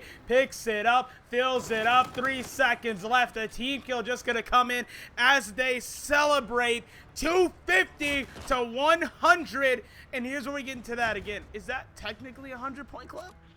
I think, well, I mean, it's one of those does what it says in the tin. 100-point club. They got 100 points. It's a club with 100 points. So, yeah, I guess you could kind of agree that the people in the chat were once again right. A lot of predictions coming in from the chat. I feel like we kind of need to build an analyst desk with the people in the chat, I feel, Paradox. Yeah. I feel like we should just cut to the analyst desk and the guys in the chat should just have their moment to see what they thought of that game and break it down. But honestly, though, what we thought of that one, let's talk about it a little bit, Paradox, before we do progress into, obviously, map number 2. So, you know, it is going to be 1-0 to them, to Johnny W's team. But where was it they were going wrong on the other team? So I think it's the main thing to pay attention to is obviously slaying power, but it's very, very easy to say, oh, okay, because you didn't pick up kills is the reason why you lost. But the big thing for me, I think that stands out more than anything, Paradox, is the amount of times that they let the other team, like Johnny W and I think it was Welsh Geordie, OE into their base so many times. It was like they were basically gifting Bray Wyatt in their base, and when you're having a player, well, the players and Cool Kids are focusing so much in the hill, and not one individual is turning around and making sure that they're not being flanked on. You're just going to lose so much time on the hill, and I think one thing that really came down for me was sending these players overextending. We did speak about earlier with the aggressiveness that we've seen from this Bray Wyatt team. When they always overextend and they play in the enemy base, we talk about it with Mini Cal, they just dominate, and I think Cool Kids needed to make sure that their backs were being watched, and when they didn't, it was easy for Bray Wyatt to then pinch on the hill. Well, looking at this, I mean, we're going to a precinct uplink next. We know the mechanical skill is in favor of Team Bray Wyatt. So, with that knowledge, and after we saw a commanding win, I guess you could say, in game number 1, what do you think the Cool Kids really need to do if they want to come away with game 2? For me, I mean, it's easy to say win gunfights. I mean, that would probably be one of the biggest things, obviously, in terms of gunfights between these two teams. You'd say they're definitely more favored inside of Bray Wyatt. But I think for me, going into Uplink, we talk about how Uplink is very, very much a team strategy-based game. And really, if you take a look at what we just saw before this map in the semi-finals and how Bray Wyatt played that first Uplink, you can see that they're very good at waiting for each other. Even in that hard point as well, Paradox, you know, there was so many times where individuals could have tried to make the hero plays and flew out and tried to pick up the kills individually by themselves in the hill. But it wasn't like that. They waited patiently and they flew as a team. And I think going into this uplink, if they have that same structure, they're going to dominate this. You know, they're going to dominate. Bray Wyatt is going to come out on top in this one. But for Cool Kids, they need to kind of replicate that. They need to make sure that, you know, they can get together as a unit. They can work together as a team. And I think that's the only way they're going to take this uplink. I don't want to see the ball being forced. That's one thing that we spoke about a lot, is the ball does get forced a lot when we watch these teams go up against each other. If they slow it down, work together as a unit, maybe it will help them in picking up the kills. Well, I do want to see what their sort of strategy will be, because we talked about it before. Teams have really started to try and utilize the China and Cherry Blossom side of the map on Precinct when they're going for some of those rotations. But everyone needs to be on the same page when that happens, right? Because if you have one player out of position, one player that's not really going with what everyone else thinks is okay, then you really open yourself for something to go wrong. And when something goes wrong at uplink, especially on Precinct, we talk about breakout being the most punishing for hardpoint. Precinct, couple of wrong moves, you find yourself in a very unfavorable spawn trap. Yeah, and if you let those players like Minical, like Welsh Geordie, get in that pocket of space in your base, I'm talking underneath the portal, you know, around where you would be spawning, and they forcefully spawn you out, they're going to stay there for a long period of time. The ball will constantly get passed to them. They will constantly get the ball to them as long as the gunfights in the middle of the map where the drone actually spawns are won by the team. But then you think of the slaying power and how well they're winning their gunfights now. You would kind of favor that, you know, the Bray Wyatt team would win most of those gunfights just from what we've seen so far. So I think if they let the enemy teams, or they let the Bray Wyatt team get into the enemy base, get underneath the portal around those areas, it's going to be very, very difficult for the Cool Kids team to come back into this one. I feel like for me, Cool Kids need to go on the board first here, Paradox. They need to get the first points in. If they let Bray Wyatt get the first points in and then start to push forwards and kind of steamroll a little bit, this score could go way blown out of the water. Yeah, and that's sort of what we don't want to see, at least from a viewer's perspective, right? You always want to have those really close and good games, but on Precinct, it's kind of hard for me to see it go the other way. It would have to be, we would have to see a side of the cool kids that we haven't seen before, right? And when I say Yeah. that, I mean what we saw sometimes when they would push the turbine, right? They were able to come up with some of those key plays, be able to really be patient, sort of wait for some of those kills to come through. That's what we need to see for a full 10 minutes. We can't just see that happen a couple of seconds here and there. They need to be able to sustain that solid play. But the rig draft is now underway. Let's hop on and see what's going on here. So this is something I want to bring up and kind of ask you about, Paradox, and I think we spoke about it a little bit at UMG Sault Ste. Marie, was the fact that the Centurion sometimes gets used in uplink. Now, we saw it happen. The Centurion went down underneath the enemy portal, and it absolutely just destroyed. But for you, obviously the replacement is Overdrive.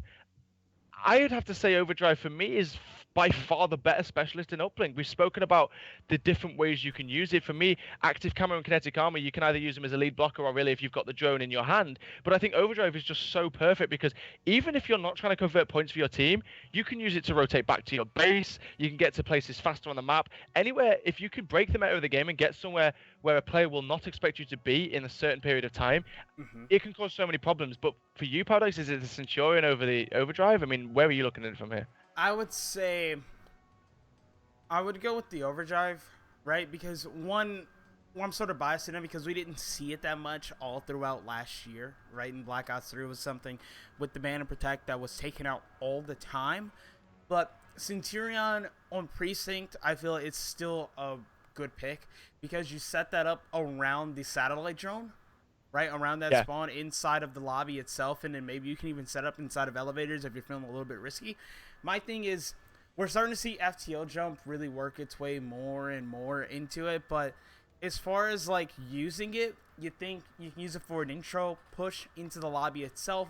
We're starting to see a lot of players really go for the alley-oops, the self-oops with the FTL. That's sort of like my favorite highlight. There are some serious height really that cool. you can get. Some serious height you can get with FTL as well. I'm starting to see players like aim to the sky and literally they are shooting stars. Like they are so far above, and it's literally to the point where they are out the screen of play for the enemy team. Like they just fall from the sky in front of you like a death angel from the skies and just obliterate you. And it's crazy to think like how we've advanced from, you take a look at FTL as a specialist at the very start of this game that wasn't even used. People didn't even use specialists at the start of this game, and over time it just proves how people have adjusted to the new style of play, the new game, and really are, the FTL reminds me, remember back in Advanced Warfare where you used to be able to dash?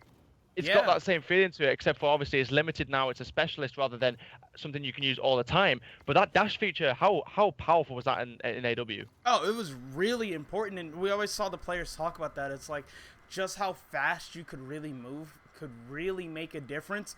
And now game number 3 on the way. I want to see what Gallus is able to do right off the break. Won't be able to do too much. Has been neutralized. Clark will be the next one coming up inside of the lobby. Spots one going out with the satellite drone, able to pick that one up, but the push stopped for just a split second. Bray Wyatt's mini Cal in control of the satellite drone, and they're taking it.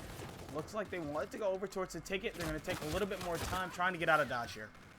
This is what remember what we talk about as well for anybody that's paying attention, is it's very important that cool kids get the first points on the board for me and Paradox here. I feel like they need to get the ball rolling first. If they start, because for me as well, what we saw on the hard point is when they started to lose gunfights, you could see they were starting to get a little bit shaky on the Cool Kids team. So I think they need a little bit of a confidence boost. They need to make sure they get points on the board first. But at this point in time, it looks like Bray Wyatt are going to be the ones to do it as they're pushing so aggressively up here. Johnny W is going to get the beat down. He's still got the ball in hand. Welsh Jordy's there to assist as well. Welsh Jordy, however, will get taken down. Maybe go out the window. Maybe not another beat down, but Clark finally. Great base defense coming in from Cool Kids. They're finally going to be able to get the ball out. It is reset. But in terms of map control, player 8, Minical, that player we was talking about, who always overextends, always plays in the pocket space underneath the enemy portal. He's doing exactly the same thing again, and he could get a couple of kills here. See, I want to see what Clark is going to do on the side of Cool Kids. It's like Clark is trying to open some sort of door here. Did spot one going into the visitor center. Was not able to clean it up, but now that drone is going the other way. Jexo in control. The only one here that can really stop it is Gallops. Gets here a little bit too late. Nuga tries to stop it off the spawn, but won't be able to do it. Minical cleans up too. The dump goes up and in. Minical is still going. 4 in a row, makes it 5, almost gets the 6, but the charging station is now clear. Johnny W grabs the drone, puts 2 more on board, and adds 2 more to the kill feed as well. We talked about the spawn trap. Bray Wyatt starting to get it. Cool Kids, though, were able to open up that charging station side, and that is where they're finally able to get out of spawn. And you're right.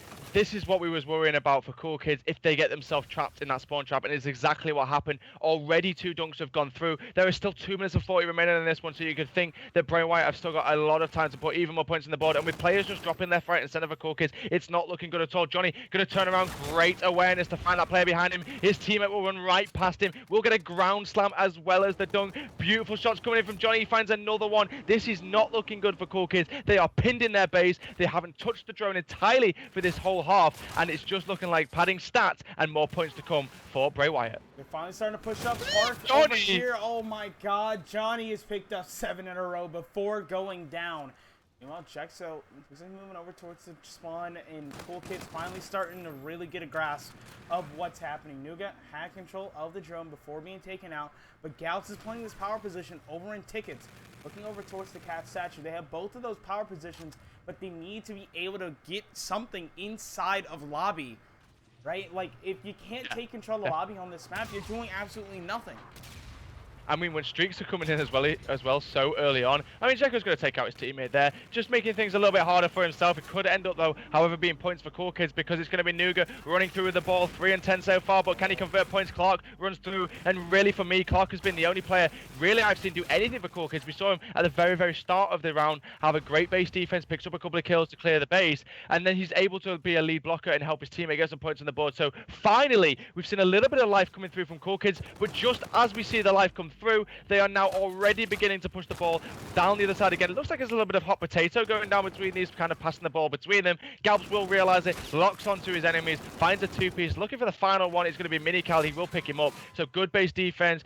The ball is thrown out, however, by Welsh Geordie. He will get picked up. So it looks like Cool Kids could then go on to force more points. But look, he's forcing the drone. That is a play you don't want to make. Zach tried to force it through by himself. He needed to wait there for his teammates, and now they've lost control of the ball. Oh my God, it looked like another sort of hero play on the side of Cool Kids. One player has control of the drone and tried to push all the way up and through Park to get some sort of points. That's an absolute death sentence if no one is there. And unfortunately, was staring down the barrel of 2 players on the side of Bray Wyatt. But Cool Kids trying to fight and hang out around the cat statue. And Johnny W is like, this is my statue. This is my game. Get down to the ground. As he lights up 3, takes them out. The push still coming from Bray Wyatt, and they run into the shots of the Cool Kids, but they won't be able to get an effective push down in time. There's less than 10 seconds left, and they've just now reached the elevators. They can still if they run it to the right hand side, but instead of picking the ball up, player number 2, Zach, plays for his kills rather than trying to run the ball. You would think maybe with the last few seconds at least try something, even if you do get killed and drop the ball in the enemy base. There's not enough time for them to convert any points anyway, but let's take a look at the scoreboard here though. Nuga, 4 and 15 to start this one off. Not a great start at all, but Johnny W on the other side, a player that we spoke about in Black Ops 3, a player that we recognized with the M8 last time was so dominant. This time is the NV4, and he is replicating the same performance we would see from him in Black Ops 3. He is slaying, he is dominating map control, but we need to see a bit of life coming in from Cool Kids here. You can see they've stacked the statue, but the ball has got a little bit stuck there. I think they tried to throw it out towards Gas. Eventually, Nuga's going to get it out. Maybe points could come because you can see lead blocker number 3, Clark, is going to be in the way. It's going to have to settle for a 1. It goes up and in, and finally, the points are going to come through, and the kind of benefit there as well, Paradox, is they made Bray Wyatt waste a streak in bombardment. Yeah, and there's some of the patience we've been waiting to see from Cool Kids, right? Didn't immediately go for the throw, waited a little bit longer to make sure that the throw was set up properly and that it would go in for sure. So now the lead has been cut in half, and Cool Kids can do something here. On the side of Bray Wyatt, looks like they want to be a little bit more aggressive. Jordy's pulled out the RPR Evo, and look at that. Johnny W overdrives up and in, using the low, and picks it up, throws the body shots on top of it as well. I know Johnny W in the chat was like, hey, I'm a body shoot whether I'm winning, whether I'm losing. He's putting on a show. Bray Wyatt ended up using the FTL jump inside of the elevators, but by that time, Drone already out. They get more points. They've extended the lead to 7. They're not slowing down. Jexo picks up another one. Zach, though, able to come away with the jump for the Cool Kids. The toss goes up, and it's just short. Just short it is as well, but that is exactly what I was talking about earlier, Paradox. Johnny got himself into the position underneath the portal. We spoke about it before we went into the game. If Cool Kids are going to let Bray Wyatt get in that position, it's going to cause problems for them. More points went on the board. The ball, once again, being passed around left, right, and center. Johnny doesn't want it in his hands because he wants nothing but kills, and he's going to find one in front of him. Another player pushing from China as well. I thought he was going to get a beat down, but no, Galps will eventually get that ball reset out towards this left-hand side of Gas. On board with player number 1, Nuga. He's 4-20. Really needs to find this kill. It's such an important one. He goes up in the air. He's shooting everywhere around him, and eventually he will find it. Streaks do come in, though. Nuga has been pinned down by Johnny's streaks. The players are trapped inside the middle base. Zach can't push out. Finally, though, he's now got the chance to push out, but by that point, the drone will reset. Nice kill coming in from Zach. There's still enough time to bring it back. 2-piece comes in. Maybe the points can come on. That's 3 down. The final player alive, Mini Cal, who is a player that's been playing in the enemy base all this time, and perfect patience from him because it looks like the pinch may come through. He could find the kill on the drone carrier. He does fire the shots. Doesn't complete the kill, though. Is the points going to go through? No! Mini Cal stops it in his tracks. It doesn't matter, though, because the teammates from Cool Kids are there. They're making this one a little bit more of a game. Oh, finally, we see some more signs of life, and as soon as they had that control, it looked like it took them just a split second too long to know who was going to get control of the satellite drone.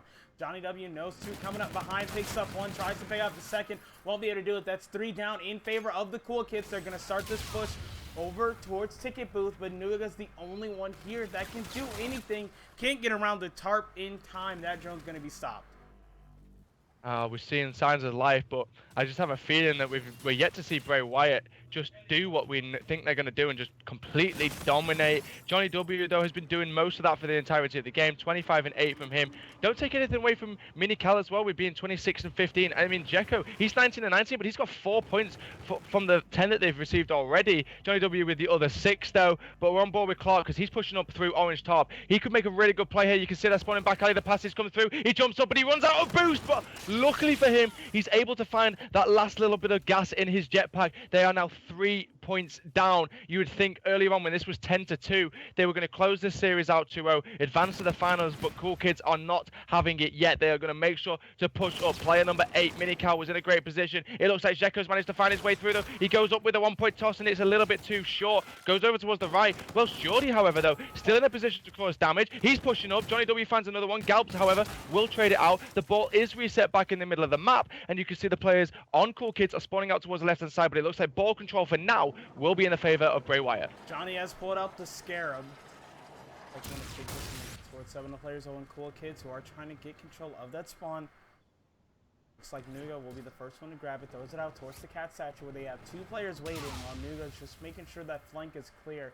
Unfortunately for them, there are 2 players around the statue, both end up going down. Drone trades hands once again, and Nuga's just trapped inside a lobby. As soon as he picks up one, trade it right away. Less than 30 seconds left, 3 points separating these teams. Jexo picks up one. Bray Wyatt 20 seconds away from going to the grand final here of the inaugural Esports Hub Talk Show tournament. I just don't think there's enough time, but I have to respect the battle that Cool Kids brought in map number 2. The hardpoint looked demoralizing. You would think that going into game number 2, we talked about it all the time, how normally teams will replicate the same slaying power. I mean, Johnny W single-handedly did. He was on a 7th streak towards the end there, finishing the game 34-10. But I mean, Cool Kids looked like they were going to do it towards the end powder. I really thought we was going to see an intense comeback from them, but it was clutching up that changed it for them. Johnny W, obviously, when he's going on a streak like that and getting those amount of kills, it's very, very difficult. Pay attention as well. Remind that it's a 5-second respawn time as well. If Johnny W is getting 3 of your teammates down, you've got 5 seconds so you can have any impact on the map. So it makes it very difficult when a player like that is going off. But the most important thing to talk about here, Paradox, is that we have got the grand final that we really wanted to see.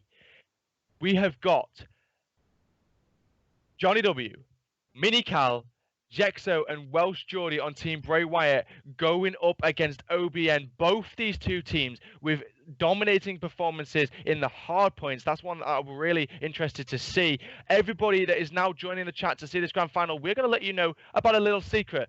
Obviously, this is a best-of-3 tournament, but we can't have a grand final like this, Paradox, unless it's a best-of-5 matchup. Yeah, That baby. is right. We have changed the bracket just for this game. It is a best-of-5 because the storylines were too sweet enough to see just 3 games between these two teams. So that is right. We're going to have Hardpoint. Then it's going to go to S&D, Uplink, Hardpoint, S&D between these two teams.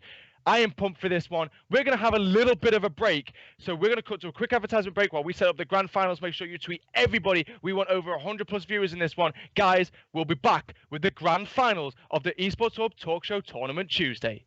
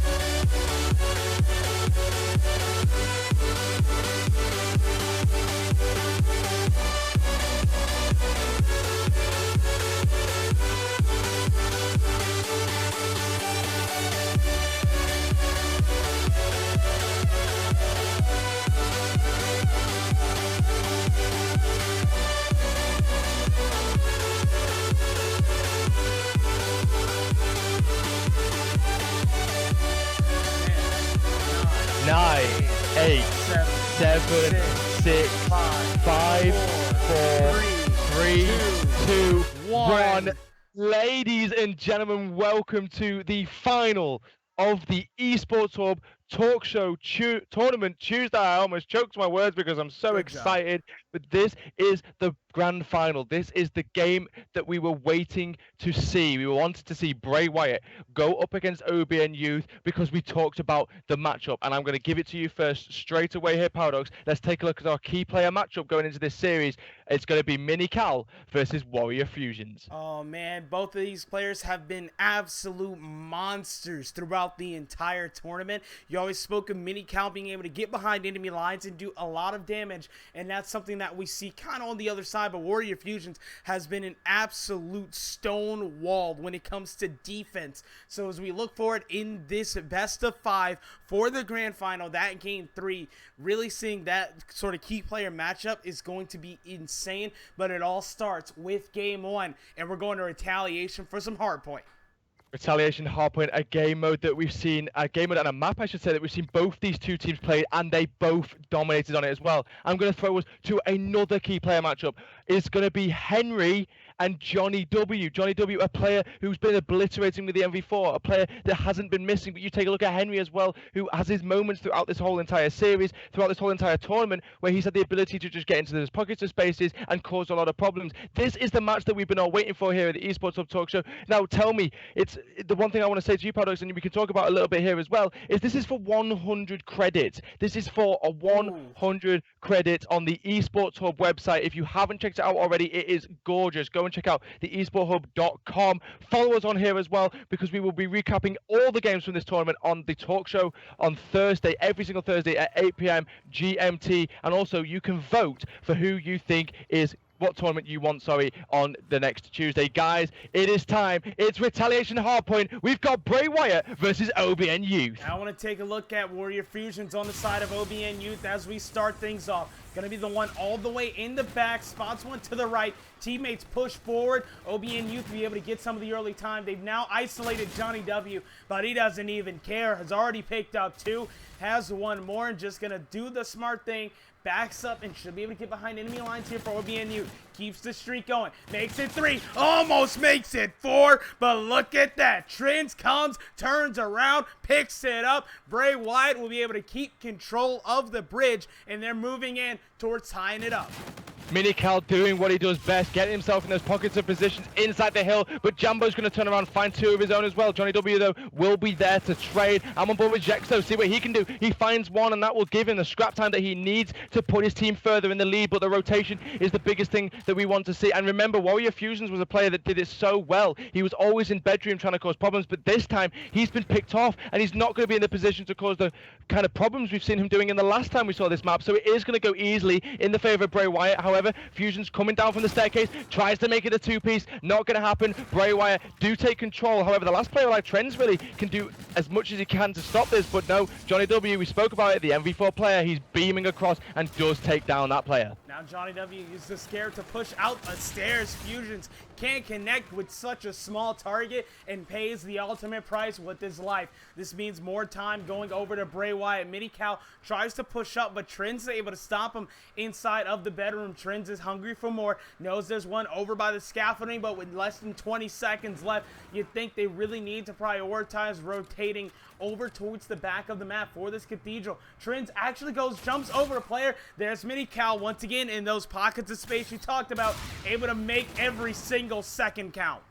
And that is a big kill from Henry as well, taking down Mini Cal, meaning that they can now begin to push through lobby, but it isn't favor at the minute of Bray Wyatt's team. They're holding the hill, and you can see Henry spawning out, so his teammates need to stay alive or they will spawn at the other side of the map, and that is not the case. Mini Cal and Johnny W working together to obliterate the enemy team, and now it's going to have to be a bridge push led by player number 8 Henry with the NV4, trying to pick off a few players that are kind of egotistically peeking, but he's not going to find anybody because Johnny W is returning once again with the NV4. He's backed up, positioned himself on the truck. He's inside the hill now trying to see what he can do, but Welsh Jordy will come through again, and this hill time is just in favor of Bray Wyatt, yet to be contested by OBN Youth. Trends is trying to push in, almost had one. Jambo ends up picking up 2 Warrior Fusions, adds 1 to the kill feed as well. OBNU finally break the Cathedral, but look at the time left on the hard point. 10 seconds, and if you look at the map, Trends will be the next one up on the upper avenue. Spots 2 for Bray Wyatt. It's a storm coming through, and he won't be able to waver the storm. Unfortunately, Bray Wyatt have the early rotation. They're set up for the destroyed building. Jexo picks up 1, Johnny W and Jordy in there as well. Stronghold so far from Bray Wyatt.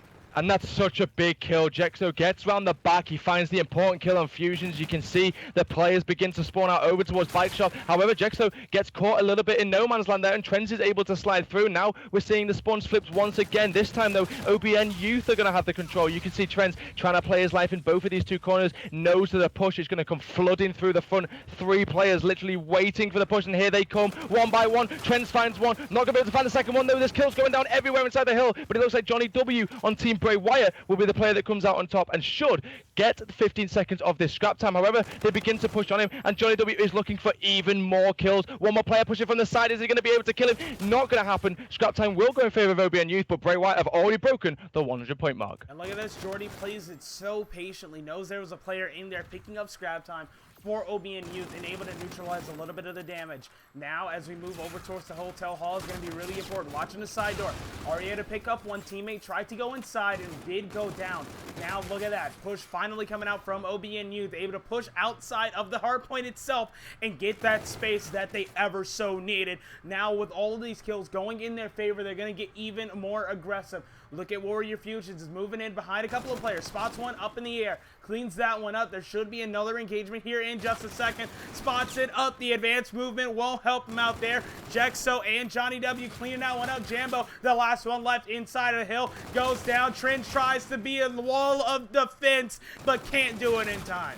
And this is what we saw from OBN Youth when they went up against Profuse as well. They had a little bit of a slow start, and then they started to work together as a team and a unit and really bring it back, and they're doing the same thing now. It's even closer. Bray Wyatt 135, OBN Youth 99. 3 more players go down on the team of Bray Wyatt. The last player alive is going to be Johnny W. He's inside the old hill, waiting for any players, slow rotating from the other side. But look at the hill. Look how many players are around it. Look at the control OBN Youth have right now. They've got another 2 kills on the kill feed for them. Jambo is completely untouched. He hasn't even got to worry about firing his weapon. Finally, though, it looks like a good engagement will come in, but his teammate's going to be there anyway. It's a little bit scrappy between those 2. I don't even know who's going to win this gunfight. They're jumping around next to each other. Finally, Welsh Jordy will clean it up, and Henry's found a 2-piece of his own. 3-piece from Henry, and that is exactly what we spoke about earlier, and that is why I had him as a key player matchup. He finds the ace. 5 in a row for Henry. Look at that, the 4-time multi-kill, and now 2 more players. Look, Henry are in his sights, was able to spot one. Only connects with a couple of hit markers, gets the assist, tries to drop shot, won't be enough, but teammates there to back it up. OBN Youth make the comeback strong. They take almost every second they can on the bridge to try and extend that lead. Warrior Fusion doesn't want to give up here, but he's trapped inside of the hotel. 2 players come up behind. Bray Wyatt will now have the early control on the lower street. Finally, for the first time in the last 2 previous hills, we're seeing Bray Wyatt get some control again. They've finally been able to pick up kills and got 3 dead there. Now you can see on board with Mini Cal, who a player that really hasn't been able to get into those pockets of spaces that he really wants to, that we've seen him do well so far in this tournament. I'm on board with Johnny W, who's coming for a late flank round. Marcus Des will spot one, finds him. He's got a lot of kills to make. He needs to try and stay alive, really, being the only player here. He jumps up, and what a beaming shot that was on Jambo. One more player going to come through Bike. He does pre-nade him, knows he's going to be around the area, but Fusion's return with a 2-piece of his own. This kills going down left, right, and center all over the place. Trends has his active camo up as well. Could look to see him use to break that on the next hill. See, Trends was able to spot one, use the flechette grenade, not even going to use the active camo to come in and secure the kill for OBN Youth. The rest of the scrap time should go in their favor, and they're going to push all 3 lanes as they start to focus on Cathedral. Henry going to be the player with the NV4, closest one towards Cathedral so far. The rest of the teammates trying to push forward, knows their players within striking distance, finds one, goes up, over, picks it up, but didn't spot one lurking towards the back, but the full push is on. Trent's able to clean up two, and look at that. It's a beautiful push from the side of OBN Youth as they take control of the Cathedral, and now the aerial ordnance is coming in. It looked like the Trinity Rocket picked up one, almost had two. Trent's going to try and get more done with the gun, but he's fully streaked out. I'm on board with Fusions here. Just looking for that one player. He knows he's around here somewhere, eventually finds Jexo. But in this whole time that they've been slaying out around the hill, his teammate inside the hill, Trends, has managed to gain himself 4 streaks. He is on a 5 streak. His teammates Jambo and Henry on a 2 streak as well. This is the OBN Youth that had a slow start last time and then really started to work together as a unit and slay out like we saw against Perfuse. And they're doing exactly the same thing here against Team Bray Wyatt. Let's go over towards the new hill though. It looks like Jexo will be one of the first rotated. Johnny W going to find a lovely 2-piece to kind of relieve the pressure. You can see now all the players spawning out on the other side of the map. Bray Wyatt could tie this game up or even break the lead if they can hold this one, but it's going to be a big push coming in. OBN Youth are going to try to slay through this one. Player number 4, Mini Cal, is one I'm paying attention to because he positions himself in a perfect position. Players have got past him though. He needs to go back and try and find them spots. One out towards the left. Henry's dead. He's got another one in front of him. Mini Cal shooting live. Oh, Mini Cal with the 3-piece, and he's got FTL to use as well. Oh my god, Mini Cal's gonna try and keep the highlight reel going. Has the FTL jump in the NV4, perfect at long range, but 3 players coming down the bridge for OBN Youth will be able to make quick work of 2. Fusions, the front man, has one in the left corner, cleans it up, and that gives OBN Youth control of the destroyed building for the scrap time.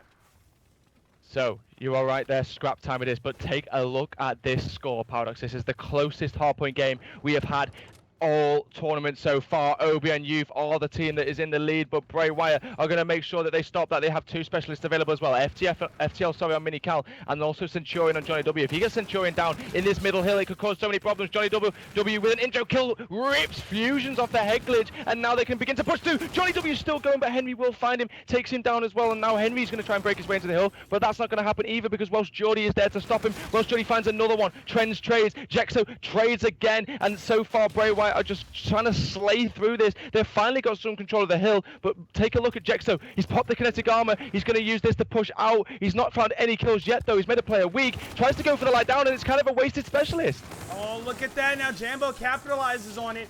Able to pick up 2, has the Centurion in the back pocket, and look at that, it will come down. 10 seconds left until OBN Youth come away with map number 1. All the pre-fire, the FTL drum tries to come through, and Bray Wyatt won't be able to break the hill just yet. Looks like kills going back and forth. 250, 219. OBN Youth come away with game number 1. And it looked at the start of the game like Bray Wyatt were going to continue with the performance we just seen in the semi-finals. That's something to pay attention to. And remember, OBN Youth Paradox have been waiting to play this grand finals, whereas Bray Wyatt have just come off a victory, therefore have just come off playing. So the sticks are warm, they're feeling their shots a little bit. But no, OBN Youth did exactly what they did against Team Perfuse. Had a little bit of a slow start, but when they start to work together as a cohesive unit, start to trade with each other, and really let individuals like Fusions and Trends that we kind of highlighted as impact players in this one, it really did prove like they were going to put up a fight against Johnny W's team, and well, that is exactly what happened. 215 to 219, the closest hardpoint game we have had in the entire of this tournament so far. And the exciting thing about this, Paradox, is that is just game 1 of a best of 5. I cannot believe that we're in for such a treat of a grand final. Like, look at the way that first map played out. And now you think we go to a Crusher Search and Destroy for game 2? This is absolutely insane. Which team do you think comes away here? Do you think we even go to a game 5? Like, I really want to see a game 5 between these I would two teams. love to see a game 5. If we went to a game 5 between these 2 teams, it would be insane, because for me the reason why it would be so insane is because these teams are both clearly aggressive players, yeah? These teams want to be in the other team's faces, but if it goes into game 5 and it really is that decisive last map, it'll be interesting to see how these teams play. Are they going to play slow? Are they just going to continue to play as confident as they feel within themselves and try to fly out at the opposition? It'll be interesting to say which way it goes, and I think the same kind of applies in this Crusher Search and Destroy as well, which is going to be map number 2. Crusher is such a punishing map if you guess the rotation wrong. I feel like if you're on defense and you guess and you say, for example, you stack over towards A and the opposition goes B, it's so punishing because of how hard it takes. Well, not how long it takes, but how hard it is to get back and kind of defend a bomb site, because mid-map is such a crucial part. If one player on the offensive team is watching mid-map, the amount of intel that an individual player can get is so big.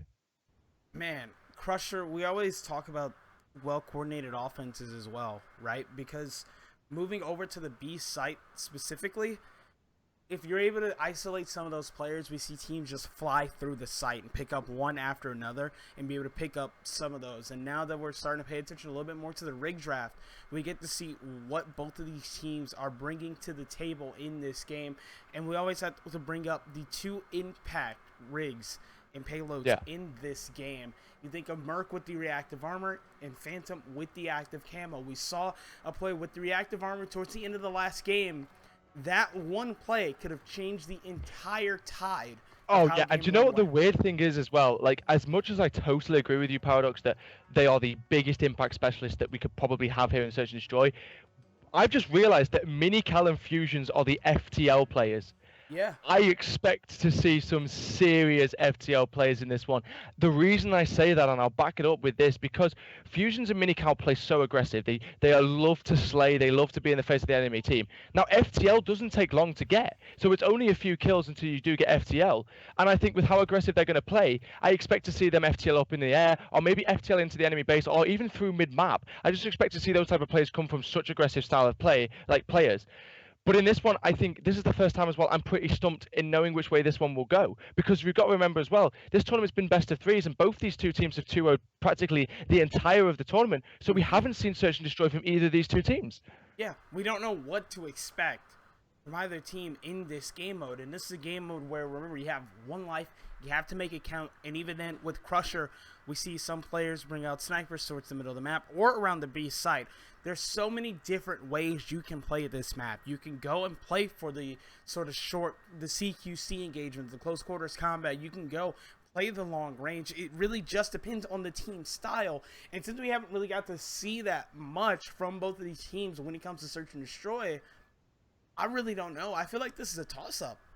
Yeah, and one of the things I pay attention to as well is just how interesting maybe it will be to see a sniper come out in this one, because you've got such aggressive players on both these two teams, Paradox. If somebody was to sit up with a sniper, you could just wait and watch the line of sight, and one of those players most likely will push that lane, and it's an easy pick. There's nothing better in Search and Destroy than man advantage, so I don't know if we're going to see that. It would be interesting to see, but I expect with the way these two teams have been playing, they've kind of been playing K-Bar, NV4, and ERAD for practically the most of the tournament. I wouldn't expect them to change too much up, but like we said, we've not seen these two teams play Search and Destroy, so we don't know what strategies they're going to come out with. Whoa. But with 10 seconds remaining in this one, guys, I just want to remind you all that you should go check out the brand new website, the esporthub.com. That is where these guys are playing on currently at the minute. For 100 credits they're playing for to use on that website. If you're not already on the website, get yourselves over there and go and check out, make a team, make your username, and you can be involved in this tournament and the future for many more tournaments to come. But it's Search and Destroy, it's game 2, and it's an absolute 4v4 at B. Oh, and I see a sniper on the side of Bray Wyatt. His first blood goes over to OBNU. Make that the first 2. Fusions answers back. One Mini-Cal picks up 3. This is what happens to Crusher sometimes, right? Everyone just pushes forward. You blink, you miss the round. Yeah, definitely. And one thing I'm basically everything we just spoke about in that previous Search and Destroy about the aggressive players. Look at the players who got the kills, Mini-Cal and Fusions. Exactly what I expected to see when you play so aggressive on this map. Look how far Mini-Cal was pushed up. He literally just confidently flew on the wall run, finds 3 kills, and Johnny finds the last one. But let's take a look at the defensive setup coming in from Bray Wyatt now. Jexo's got a sniper. He's got to get the first pick as well. Fusions drops. Oh my god, he finds the second one. No way, Jexo just found both kills there. I cannot believe what just happened. And you know what? I'm going to have to switch my team names because somehow I got confused during the commercial break. And I'll have to switch that on the production side. But so far, we do see 2v2. Henry is in control of the bomb. Tries to push forward. The sniper's just going to be there, blocking him ever so slightly. Henry does spot one. Can't push through it just yet. And to make some sort of play. Might be able to sneak behind these players. Spots one. There it is. Henry now left in a 1v1 versus Jordy. Well, the benefit really here for Henry to take into consideration is he does have the bomb in hand, so if he does want to go for an A plant, he could have done, but it looks like he will be pushing out towards mid-map, and Geordie's going to get the best timing ever, but the shots come through, the kill is not confirmed yet. Looks like there may be a reach out coming in from Henry here. He's got 20 seconds remaining, Paradox. He still has to plant the bomb, and the challenge comes through. I don't know if I agree with that play. Maybe try to get the bomb down, but then at the end of the day, if you know where the last player is on the map, you don't want to lose him. Yeah.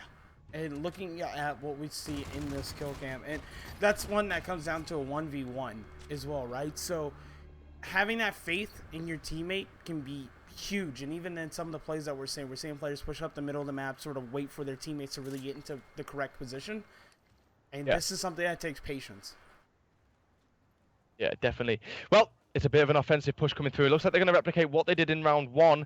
And it is that same player again. It's going to be Minical. He's leading the way. He's playing aggressive. This time, though, they're going to return with aggressiveness of their own. Trends flies all the way through, finds Jexo, but there's Johnny W to trade the kill. However, now the bomb is a little bit open, but it's the players on flank that I'm paying attention to the most, and they're going to come around the back. They are going to take down Johnny W. The pinch could come through because Jambo is on the other side on the rock. He does spot one player. Minical is going to gun him somehow. It's now a 2 versus 2, and that is the biggest kill ever for me, Paradox, because if Minical and his teammate can now push through the base, killing that one player that was waiting for them. Minical. Play this one patiently. See what he's able to do. Ends up going down. Jordy's going to be the last one up. Spots one. Able to pick that one up. So now... Oh, no!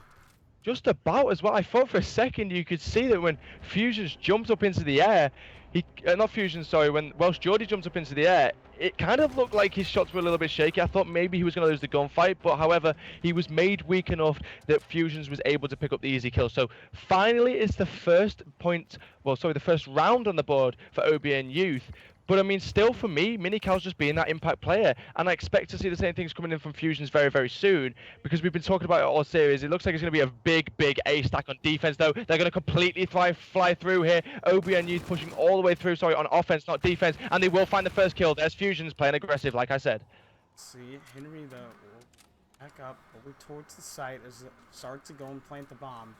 Oh, look at the angle that Trent has here around the bridge. Nothing yet.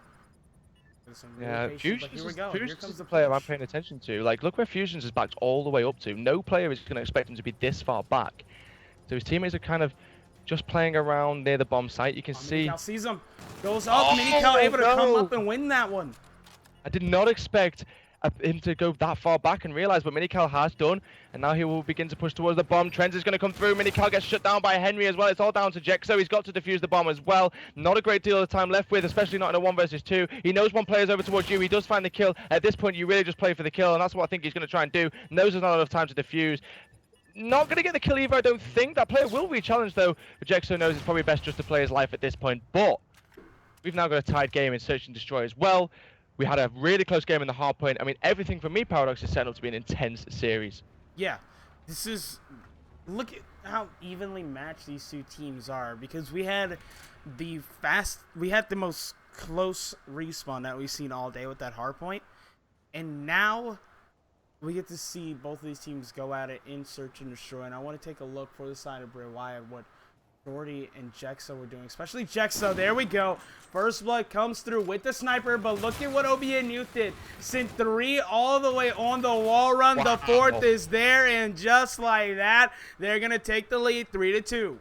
And this is the thing, it's all folding out exactly how we said it was going to happen, Paradox. We spoke about how individual players like Minical and Warrior Fusions were going to abuse the FTL's kind of small-based character and playing very, very aggressive in the enemy base. And so far, that's been the case. Fusions now doing it a little bit more than Minical is, and that's probably why OBN Youth have the lead. But Jexo with the sniper is being a little bit interesting for me, because I can't quite work out if he's hindering the team or he's assisting. Yes, he got the 2 Ps with the sniper at the very start, and that was great. But in that round, if you've got a different weapon in your hand than a sniper, maybe Bray Wyatt win that. OBN Youth flood the B site once again. Look at Trends going all the way up in the air. Now will be the first one push out over towards the rock. Jexo's going to make his presence known with the sniper. Was able to pick up 1. Which is going to be slowed down a little bit more. Trends, I mean, now left 1v2 versus Johnny W and Jexo. Was the furthest one all the way back. Let's see what he can do, though. He finds both of them, but it's incredibly unfortunate timing. As he falls through the air, the 2 players split apart from each other. But I mean, the good thing to take from this one, Paradox, is this is tied 3-3. This has got everything lined up to be around 11. I'm pretty sure that nobody yet has the specialist. I mean, Jexo's 825 score, so I'm just going to pay attention when we come back into this one. If we can have a look what he's running, because I'm pretty sure he will be close. Oh, well, I say no one has specialists, and then there's 3 active live specialists. Well, he's a kill from Kinetic anyway for Jexo. Let's take a look at Minical. Obviously, that's the FTL. Fusions as well with the FTL, and Henry is going to have Kinetic armor already. So, interesting plays to make. Obviously, these are big crucial rounds. If you can start to take the lead here, especially when the search and destroy has been so back and forth, it's big for your team. And that's a big intro kill from Henry. He finds the player over towards A site. At least they get the bomb down. I'm pretty sure that would have awarded Jexo his kinetic armor as well. He doesn't even need it though, because he jumps out in the air, takes down Jambo, spots another one to the left hand side. Oh, literally snaps on Fusions, and now it's a I was going to say a 2 versus 3, but there we go. Trends drops. Henry, it's all down to you. He has kinetic as well. Takes down Jordy. Turns around. Could be a ground slam coming in. Thought about it. Didn't get it off though. Bray Wyatt go 4-3 up. My God. Bray Wyatt, this is the sort of squad we thought we were going to see at the beginning, right? Like, yeah. The first map seemed a little bit uncharacteristic towards the end for them because of some of the plays that they did end up making, but Obion Youth is a team that we can't sort of gloss over and not really look at to see what they do going into this round. I do want to see... I expect as well, Paradox, I expect to see Bray Wyatt possibly use their specialist here, because going 5-3 up is so important. It's way better than 4-4. Maybe we expect to see them. Jexo, though, once again, such an impactful player. Finds a nade kill straight off the bat. He's 11-4 for his team. He's pre-aiming every line of sight, but I wouldn't be surprised. I'm not surprised that no players are pushing him, because the way he's shooting at the minute, players will just stay away from him. Finally, someone does peek, and Jexo gets away with his life. There's Johnny W, picks up one of his own, and then gets taken out from behind, so the numbers even up at now 2 apiece. Jexo, and both for specialists as well. Get this. All 4 have these payloads ready to go. Fusions will now be the last one up. Does have the FTL jump. Did spot one all the way across the map. There's a couple of shots over towards Minical, but has to back up. Interesting thing as well, obviously bomb was down, so Fusions now picks that up, but I don't think Bray Wyatt were aware of the bomb down, not with the way they're set up anyway. Interesting position for Fusions though. Knows there's one at the back of the base, still yet to find the other one. I'm thinking maybe a B rotation may come in here. I'm not too sure though. Fusions may try to go for a little bit of the jukety juke. Looks like he will fall right into the trap that they had set up at the back of the map. Jexo is 12-4, and the only plant on his team comes from him as well. Here he is in your final kill cam. He's still yet to use his specialist kinetic armor. They are now 5-3 up. Bray Wyatt looking like they might tie this series up. My God, what are we seeing? Like, I can't believe what we're seeing from both of these teams in this search and destroy. It's so evenly matched. It's so back and forth. And now that Bray Wyatt have the lead, they can easily tie this one up at 1-1 in grand final of the inaugural Talkshow tournament. Look at that. Jexo gets a couple of hits with the flechette grenade, but has to back up. Yeah, Henry popped kinetic there as well. It was kind of a blind peek. Didn't really find anybody, so kind of a wasted specialist. You're going to see Jekko, though. He is the guy that I expect to use kinetic armor very soon. Nice patience. Didn't go for the shot, but I think he may lose that player. It's a 2 versus 3 situation. Jexo has a Trinity rocket, and he's 25 from a bombardment. It's interesting. What is he going to do here? He needs his teammate Johnny W to stay alive, though, because if he gets left in the 1 versus 3, it could be very, very difficult. You can see on the defensive side, all 3 players for OBN Youth playing so close to each other, trying to make sure that they do not lose this round. They have them at advantage, and it looks like the push will finally come in, led by Johnny W, going to go over towards B. The bomb site which OBN Youth just checked out and didn't see anybody, so it could be really, really good timing coming in here for Team Bray Wyatt. They've now realized nothing's A, and you can see player number 5, Warrior Fusions, beginning to rotate back. This is the biggest gunfight for me. Johnny has to win this, and he doesn't. It's going to be won by Fusions. Jekko has the bombardment and the Trinity rocket. He could use these to keep the enemy team off the bomb, but he needs to do something quick. He spots one over towards his right. He's going to have to use kinetic armor or something here. He sees one below him as well. Doesn't even use the kinetic armor. He's still alive somehow. If he clutches this, no! You have to see specialists used there. I feel like you could clutch and probably win that game right there with the specialist, but then again, they are 5-3 up, so I guess he's kind of trying to save them for a better time. I personally would have used him, but I guess he's the player and I'm the caster, so I guess he's making the right plays. I feel like you try and go and secure the game right there, right? Make sure you do go further in this series. But then I guess I agree with the smart play as well. But then, do you know what the craziest thing was about the whole thing, Paradox? The fact that Jexo was 25 points from a Warden. Yeah. Before he died. He was 25 points from a Warden in Search and Destroy. You've got to think as well, Paradox, Obion, you have no specialists left. Jexo's got Kinetic, Minical's got FTL, and it looks like it's going to be a mid-map push. Interesting play coming in from Obion Youth here. All they have to do is divide and conquer on this push. They are a little bit weak now because Trends did pick up the first blood by taking out his own teammate. Trying to stabilize the numbers a little bit. The Trinity Rocket coming in, not taking out anyone, only doing a little bit of damage. And now Henry left in a 1v3. Spots one towards the middle of the map. The reactive armor was used, and there you have it. 6-4. Bray Wyatt tie it up 1-1.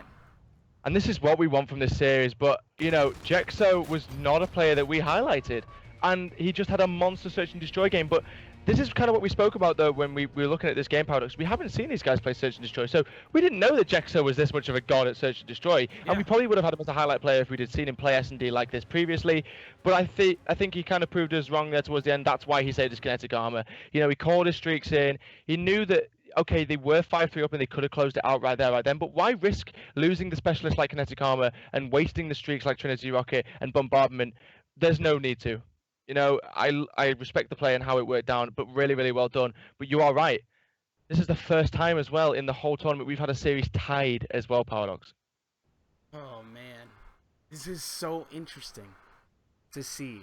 Because I'm getting ready to go to Throwback Uplink. And looking at how the series has played, I really don't know what to think from both of the teams. I already see, like, there's hype for the Wyatt team in the chat. Yeah. And the other thing as well, Paradox, is like we were saying, like in the best of 3 series, that normally the team that dominates the respawn in the hardpoint will have a very good uplink. But nobody really dominated the hardpoint. It was so back and forth that it's left me in a position where I cannot predict how this uplink is going to go. I feel like, okay, let's cast our minds back to Frost uplink when we saw Minical and the team of Bray Wyatt. We spoke about Minical and his play style on that Frost uplink, yeah, and how he got into those pockets of space and how he really played aggressively and got into the enemy's base and caused problems, and therefore the enemy team had to look for him rather than focusing on the drone. I don't think Minical this series is going to get the opportunity to do that. I just don't think he's going to be able to find those pockets of space and really do punish the enemy team. And I think Fusions, if anything, will try to replicate that. We'll try to do exactly the same thing that Minical does. But alongside just highlighting those 2 players out, what you're supposed to do when Johnny W sat up with the MV4 on a map like Throwback, because he's been absolutely beaming with the MV4 for the entire series, casting back to the retaliation hardpoint, we saw what he was been able to do with that. Then you throw into the mix that Jexo's just gone 14-5 and clearly going to be confident in his shot. You also then throw into the mix that Henry's just gone 11-8 and really did have a monster performance himself. You've got 8 players here that individually all have the talent to go off. I just don't know when they're going to do it. And looking at when they're going to do it is a really important thread, right? Because you have an uplink on Throwback. It's not, both of the portals are not very far from the drone spawn, you could say. Like from train platform, it's just pretty much underpass. You get through there, you're able to set up a 1-point toss unless the other team is right there in your face. Yeah. So at this, a lot of the play comes over to train platform for me, and then how you're able to dictate the spawns. Because if you're pushing towards concessions or if you're pushing towards bowling, if you force the drone over to bowling, what you're able to do is you spawn the other team over in field side, right? So you push that, they spawn a little bit further away. If you push over by field, they're going to spawn over by bowling, and you're able to get there really fast. You sort of put yourself into a Frost situation. On the other side, really, for the defense, it's going to take a little bit of finessing if they want to go and get some of the interceptions, because it can be kind of hard to get over towards the uplink portal once you spawn up. But yeah, definitely. I don't know, but I do know one thing. I cannot wait to recap this on Thursday on the Talkshow, because remember, this is the Esports Hub Talkshow tournament. These will be every Tuesday that we can normally live stream and cast it, and my voice will sound better most of the time. We've been working our butts off, Paradox, this weekend, so I understand where you're coming from with that. But I mean, I will carry on from what Paradox said. He is absolutely right. There is a reason why this is called the Talkshow Tournament Tuesday. Every single Tuesday, we will have a tournament that will be recapped on the Thursday show, the Esports Hub Talk Show. If you do not know do not know, sorry, what I'm talking about, then go and check us out on Twitter, and also go and check us out on YouTube. You can watch some of the previous episodes. We've even had interviews with Neslo. We've had interviews with Silly. We've had interviews with some of the biggest names in esports, and We you have can half find a out Fnatic so far, man. We need to get Oh the yeah, other we've had half. half of Fnatic as well. We've had Wuskins on. These are some of the biggest names in competitive Call of Duty, and they have had their opinion on our show. So make sure you follow the stream here as well, and also go and check out the esporthub.com, our brand new website, which is what these teams are currently playing on right now, and they are up for the chance to win 100 credits if they win this tournament,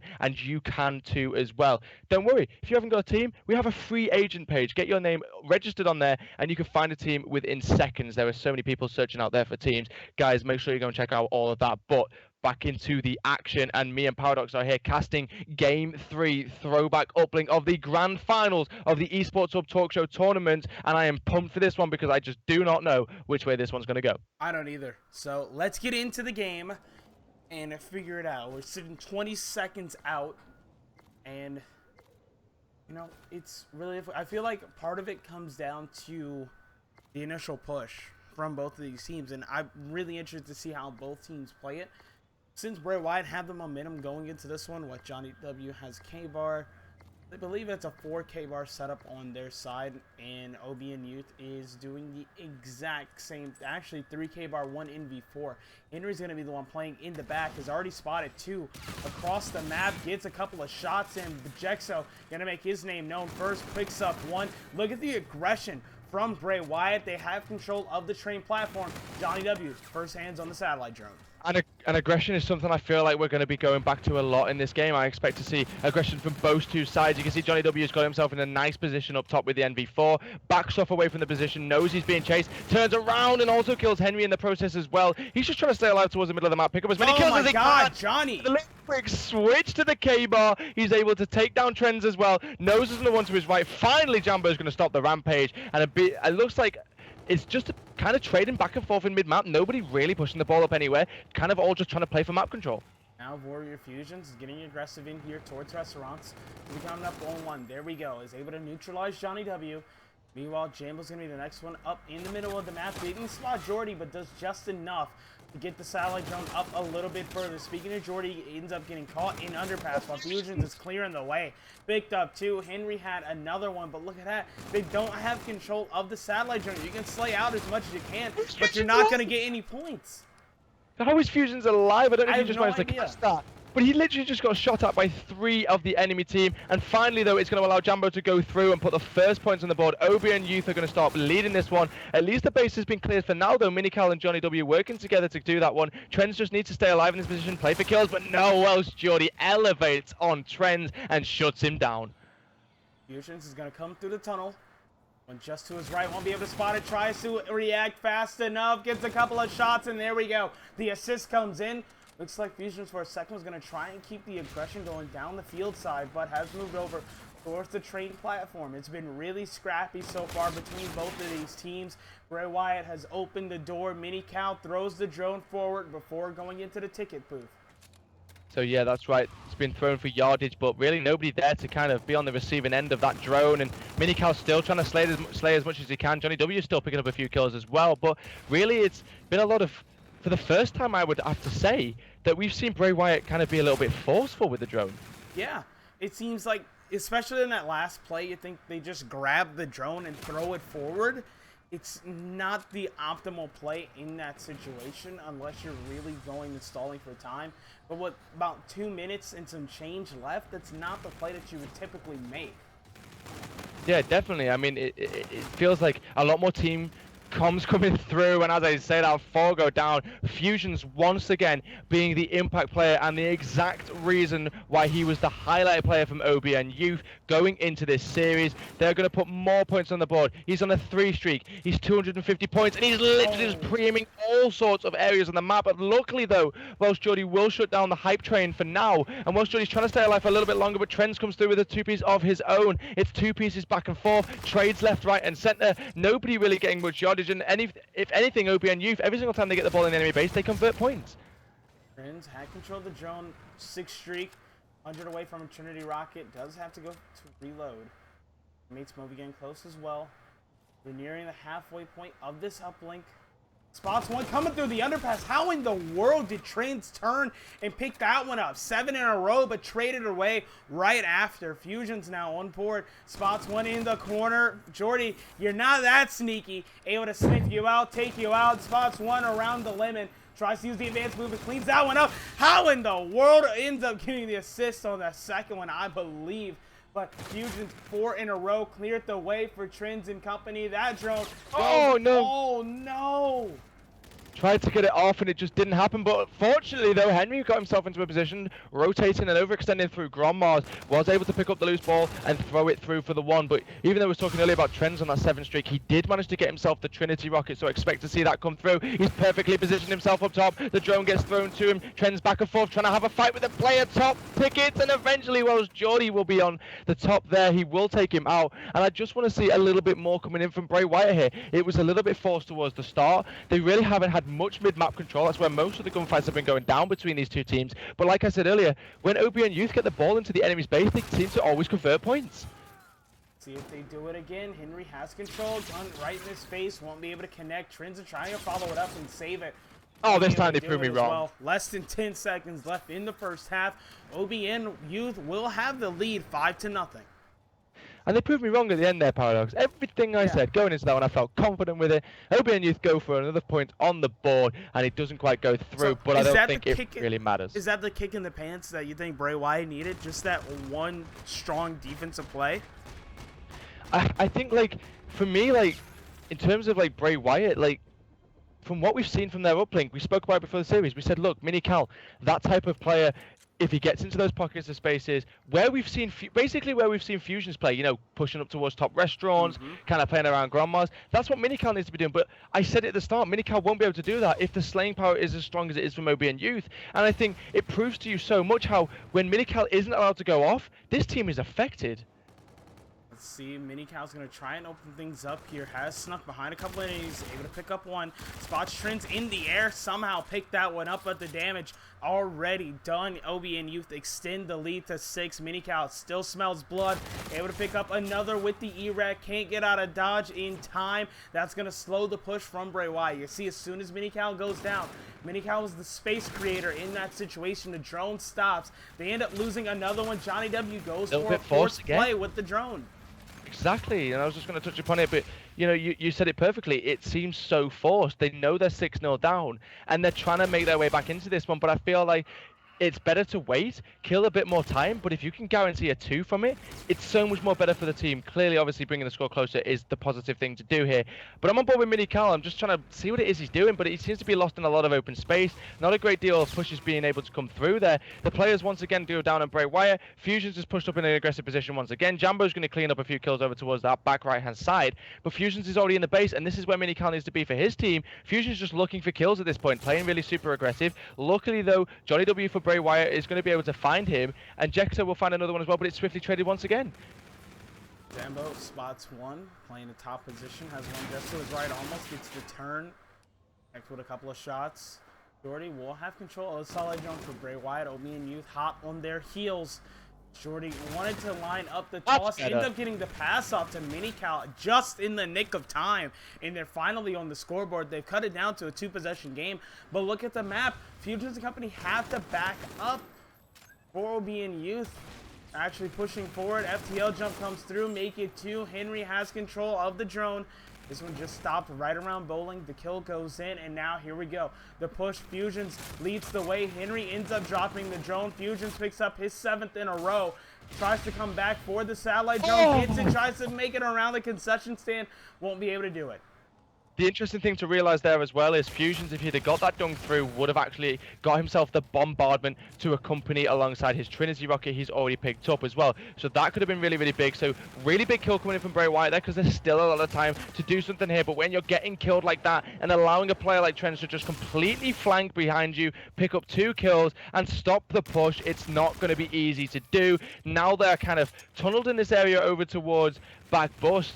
The ball has been thrown, however, towards mid-map, and here comes Henry on the flank. Erad in hand, he finds 2. One more player behind him as well, but the ball's already decided to go through mid-map. Trends has found it. Henry's trying to be in a position to lead block, but it doesn't matter because the ball's already through, and Jambo has made this one 8-2. And now the aerial ordnance is coming in, and look at that. Fusions connects with 2. with that Trinity rocket. Drone has been thrown forward once again as OBN Youth look and are closing in to pick up the second respawn in this best of 5 series. Fusions picks up one, looking for the second. More aerial shots coming in. Dodges them and spots Minical getting away with the drone. Sneaky play here. Needs to get past Trends. The duck, the dodge, throws it forward. The FTL jump as well. Now in a position to try and clean something up. Needs to stay alive and pick up a kill. The drone was a reset. So just when you think the hero play is going to come through and help out for Bray Wyatt, it doesn't help. They haven't had as much pressure towards the middle of the map as they would have liked so far. Minical in that position as well, so good at getting in those positions, but you can see playing against more formidable opponents, it's very difficult for him to just constantly stay in the position and keep slaying, like we saw in the previous series that he played in. Once again, it's back and forth trading in the middle of the map, what we've seen practically for the entirety of this map. However, though, Trends is actually going to pop camo and be able to get away from this when they're chasing him. Maybe the 1 point's going to come over the top, should be 9, and it is on the board. OBN Youth, I thought it was going to turn as well and take down Jordy. Not going to happen though. Henry will come through in the trade, but with 40 seconds remaining in this one, Paradox, there is not a lot of time left for the team of Bray Wyatt to do anything, and not when Jambo's taken overdrive, popped it, gone with the ball, tries to get around the corner, but just not going to happen. Players on Bray Wyatt are already leaving anyway, and that one is going to be done. But is there only 40 bomb cams for us to take a look at?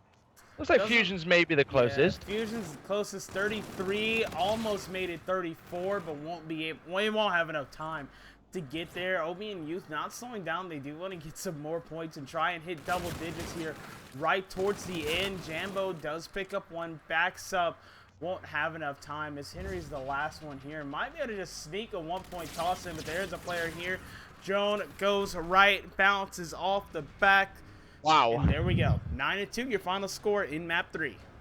So OBN Youth take map number 1, respawn game mode.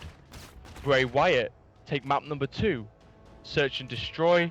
We go back into respawn, and OBN Youth take that map as well. They have proven that when Fusions gets into the pockets of space we've been talking about for the entirety of this series, he absolutely goes off with another 33 and 22. One carry as well for his team. Then you've got to take a look at Jambo. Jambo may have gone 18 and 18, but he's got 2 carries and a throw to his name. We didn't get the chance to take a look at Johnny W's stats as he did leave the game, but I think for me, it just comes down to the way that the Fusions and his teammates are playing. Trends, Jambo, and Henry are so good at assisting Fusions into getting into that position to just completely slay and destroy that it makes his job easy, and you know, he's living quite an easy life as a slayer, really, because they're just doing so much work. A lot of the time on that map, Paradox, it was kind of trades back and forth towards the mid-map area, but like I said throughout that map, every single time the ball was kind of in the enemy's base and OBN Youth had it in their hands, you kind of felt 90% sure they were going to convert points. I just didn't get that feeling when Bray Wyatt were pushing. When they were in the enemy base with the portal, it was probably a 20% chance I expected them to convert points, just because of how well and how cohesive the team of OBN Youth is. No, I agree, because something happened there where it's just odd, right? Where you didn't have that faith in Bray Wyatt that you had before, because they seem to get really forceful. We touched on this in the game. They got really forceful with the plays, right? Especially with the satellite drone, just throwing it forward, not really being able to set up, slow it down, dictate the pace of the game. It seemed like they were playing off their back foot the entire time, and that's not what you want in a tie-breaking game in a grand final. And it was also for the first time as well that we've really seen the Bray Wyatt team be forced to play kind of complacent, kind of forceful with the drone. You know, for the previous 2 uplinks that we saw, there was so much team chemistry, team communications. They were working as a unit, waiting for each other. But you could see the panic started to hit when they went 6-0 down. They really struggled to get their head into the game. They tried to force those 1-point throws off the wall runs. It didn't really work for them. And I think when you try to play forceful plays, you're just allowing the other team to get control of the drone and just completely slay you out. Yeah. And that's what you never want, because then that gives them control of the mid-map. Then from there, they're able to grab the satellite drone, push it forward, and get point after point. That one was almost a shutout, right? And even think the points that Bray Wyatt did get, not ideal. They had to make everything happen just left and right. Absolutely crazy plays to even get those points. It's not the feeling that you want to have going into a scorched heart point, but I do feel like this one will be closer than the uplink. Definitely. Well, we've got Over 100 people have been consistently in this chat, joining us, Paradox, and I want to go to them and see what they think of this series so far. So it's currently 2-1 to OBN Youth, but give me some predictions, and I will call them out while we are here as well. Get you guys in the stream involved, because that's what we're all about here in the Esports Hub. It's all about getting the amateur community and everybody that watches us involved in the conversation as well. Fire them in the chat for me, guys. I want to see what you think of where the series is going to go. Are we going to go to a Game 5 search and destroy? Bearing in mind, if we do, Paradox, it was a map that Jexo and his team, Bray Wyatt, actually dominated. Yeah. So if it goes to that Game 5, it's really interesting. But you've also got to think on the other side of the perspective here, Paradox, that this is another respawn. You know, this is another respawn where we've only seen OBN Youth dominating. It really comes down to those 2 and 3 kills again, and I hate to sound just like a broken record, but yeah, it comes down to those rotations and then those key gunfights around there. Yeah, definitely. Well, going to the chat a little bit then. So Gunner_CWL, even though he says allow the CWL in my name, I need to make a new account. Well, I've said it now. He reckons it's going to be closed out here. OBN are going to take this respawn. Konks comes through and said 3-2 to WWE. So I'm assuming Bray Wyatt then. Nice reference. I like it, Konks. I like it. And so really, bit mixed between the guys in the chat than everyone else. I mean, you've got Jexo in here saying that he's an ERAD guard and to watch out for him because he's going to end up winning this. But I agree with the confidence. I love the confidence coming in from you there. So bit mixed between these two then. So one of them saying a Game 5, and if it does go Game 5, then Bray Wyatt will take it, which I can agree with. You know, they took the first search and destroy. But let's go to you, Paradox. We've had a look at the chat. We've seen what they think, but I want to come to you. Where do you think this series is going? And I want to just throw a few pointers out there before I ask you, Paradox, to see if I can change your mind a little bit with what you've already got. Yeah. We're going into Scorch Hardpoint, an extremely close quarter map, and one that I spoke about earlier, where when we saw Mini Cal play on it, we spoke about how he needed to rotate and get behind the enemy team. And we saw the entirety of Bray Wyatt's team get behind, and they caused a lot of problems by overextending quite a lot. Now, I feel personally that this one is going to struggle to do that because OBN Youth are going to watch their back because they're more experienced in knowing what this other team's going to do. Plus, Warrior Fusions will also be doing the same thing back to them. I feel this one is going to close out here. And if we do go to a Game 5, it is going to be Bray Wyatt that take it. Paradox, over to you. Let's see. Game 5 is a retaliation search and destroy. So, I feel like we do see this series end here, unfortunately. Okay. If it does go to a Game 5, I'm behind OBN Youth right now. Just because they've proven that they can dictate the pace of the game. You think going over retaliation possibly for that Game 5 might switch that over towards Bray Wyatt if they're able to slow the pace down? Yeah. But if you're OBN Youth and you're pre-nading stairs, you're getting aggressive towards the bedroom, they're playing with weapons that they like to play with and that everyone knows sort of what they're doing, then it helps them. Yeah, and so in Scorch Hardpoint then, is it the OBN Youth aggressiveness and the Warrior Fusions complete show? Or, I mean, how is it that this Bray Wyatt team... Because this is where I'm confused and there's such a problem with this situation, Paradox, is because I find myself saying, are Bray Wyatt going to win this? But I expect them to because of what we've seen from them previously on Scorch. They dominated 250 to 100. They played insane. And it's so weird that I'm in a position where I'm now confused whether Bray Wyatt can go up against OBN Youth because of what we've seen from them in Respawn. I think I'm going to have to go with OBN Youth. I think I agree with you.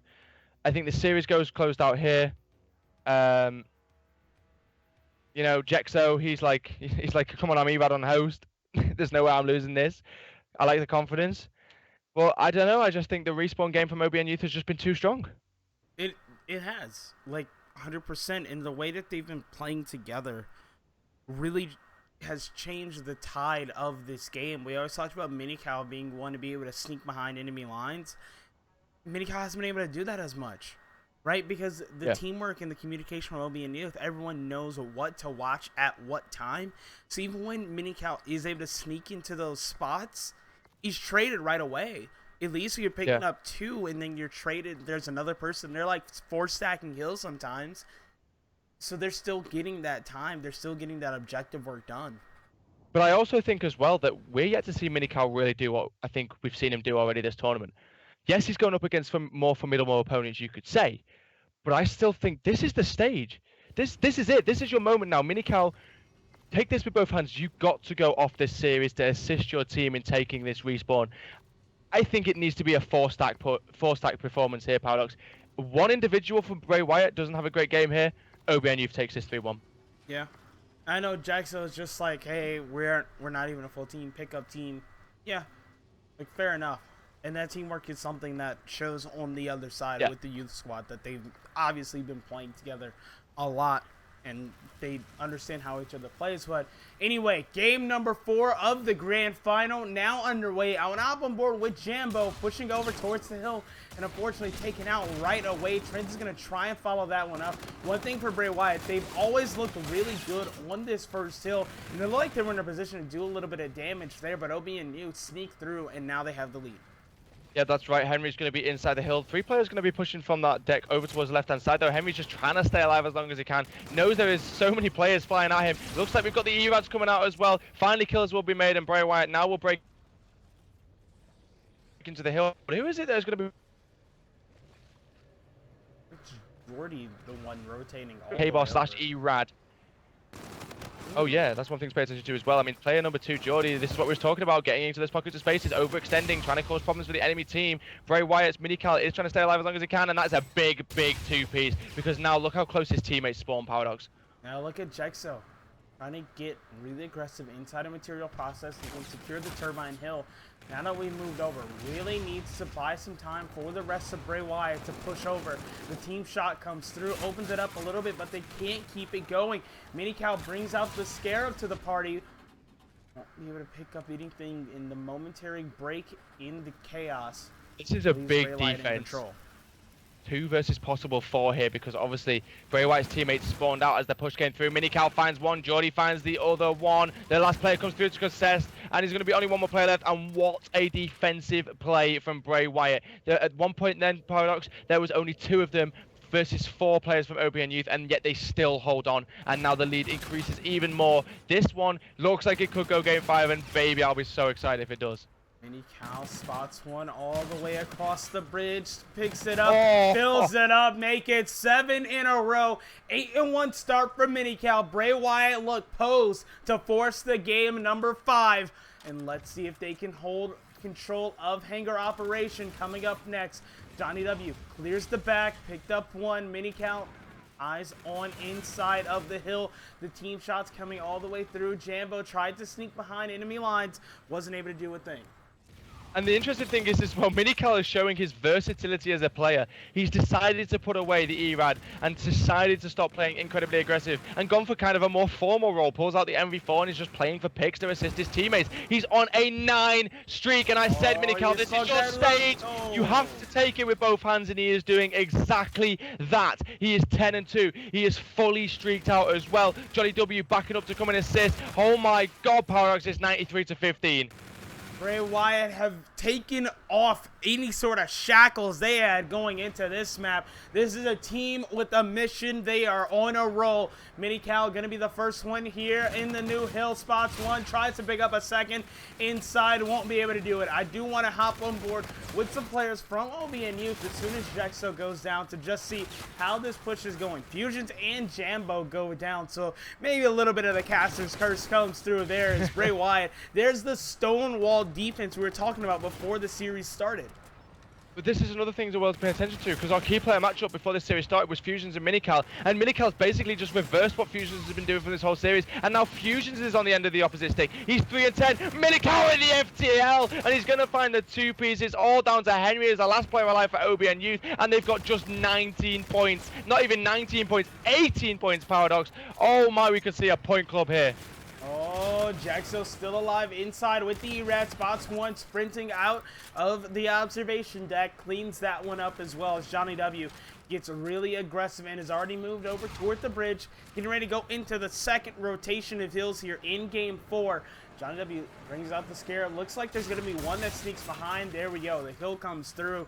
Fusions is going to be by the old hill. Ends up going down. Bray Wyatt keeping control on the rotation. Have the advantage in the slaying. They look great on this map. Yeah, and I think close quarter kind of works for this team. Bray Wyatt's team on the last scorch hard point did beat a team 250 to 100, and they kind of proved really that when it comes to close quarter, they can slay out. Once again, Minical's going off with the NV4, and he is now trying to go from the NV4 to the MVP of this series with the plays that he is making. He is 20-6. He has more full streaks to come in as well, and they just cannot get close to the hill. OBN Youth are trying so hard to play aggressive. They're only really getting anything but scrap time here, Paradox, and all in these last 14 seconds is going to be held by OBN Youth. The big kills around the hill need to come in because player number 1, Jekko, is in such a position here to cause damage. He has managed to sneak past enemy lines. Here is your big gunfight. 1 versus 8. Who's going to win it? He's left a really weak. He's going up in the end. No, it was his gunfight, Henry. That was such an important kill to make. Looks like OBN Youth can finally start to bring this one back. Now Henry is going to be set up watching the elbow, trying to make sure no damage ends up going down. Bray Wyatt start their push inside, and it's going to start with the bombardment, forcing all these players out. Minical comes up with 2 with the streaks, and now they're able to come through the elbow and take control of the turbine.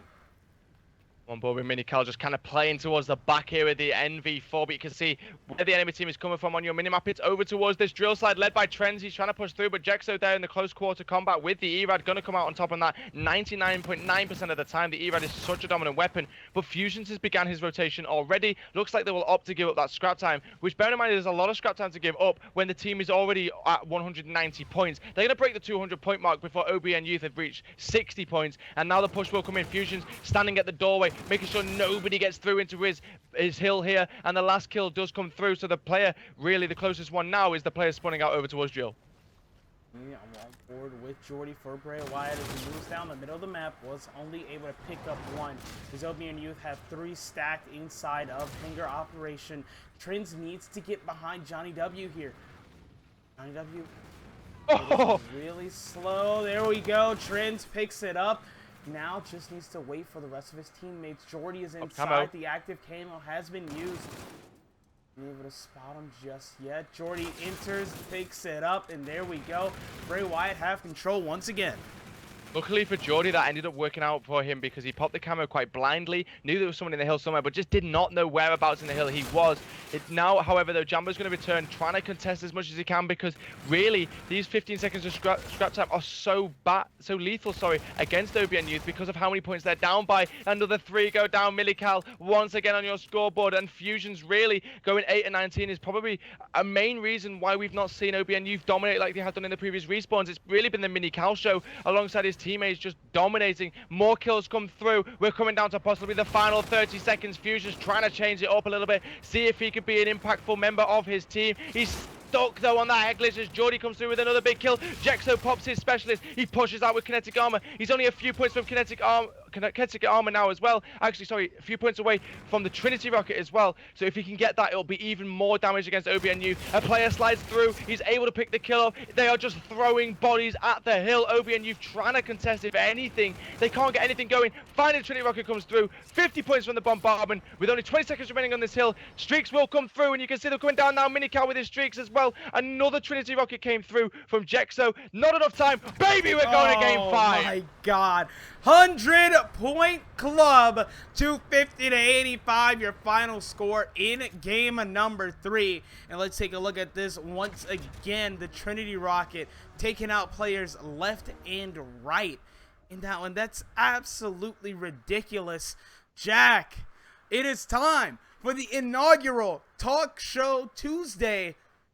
How could we couldn't end it like any better? We couldn't do it without anything but a game 5, man. I can't believe it.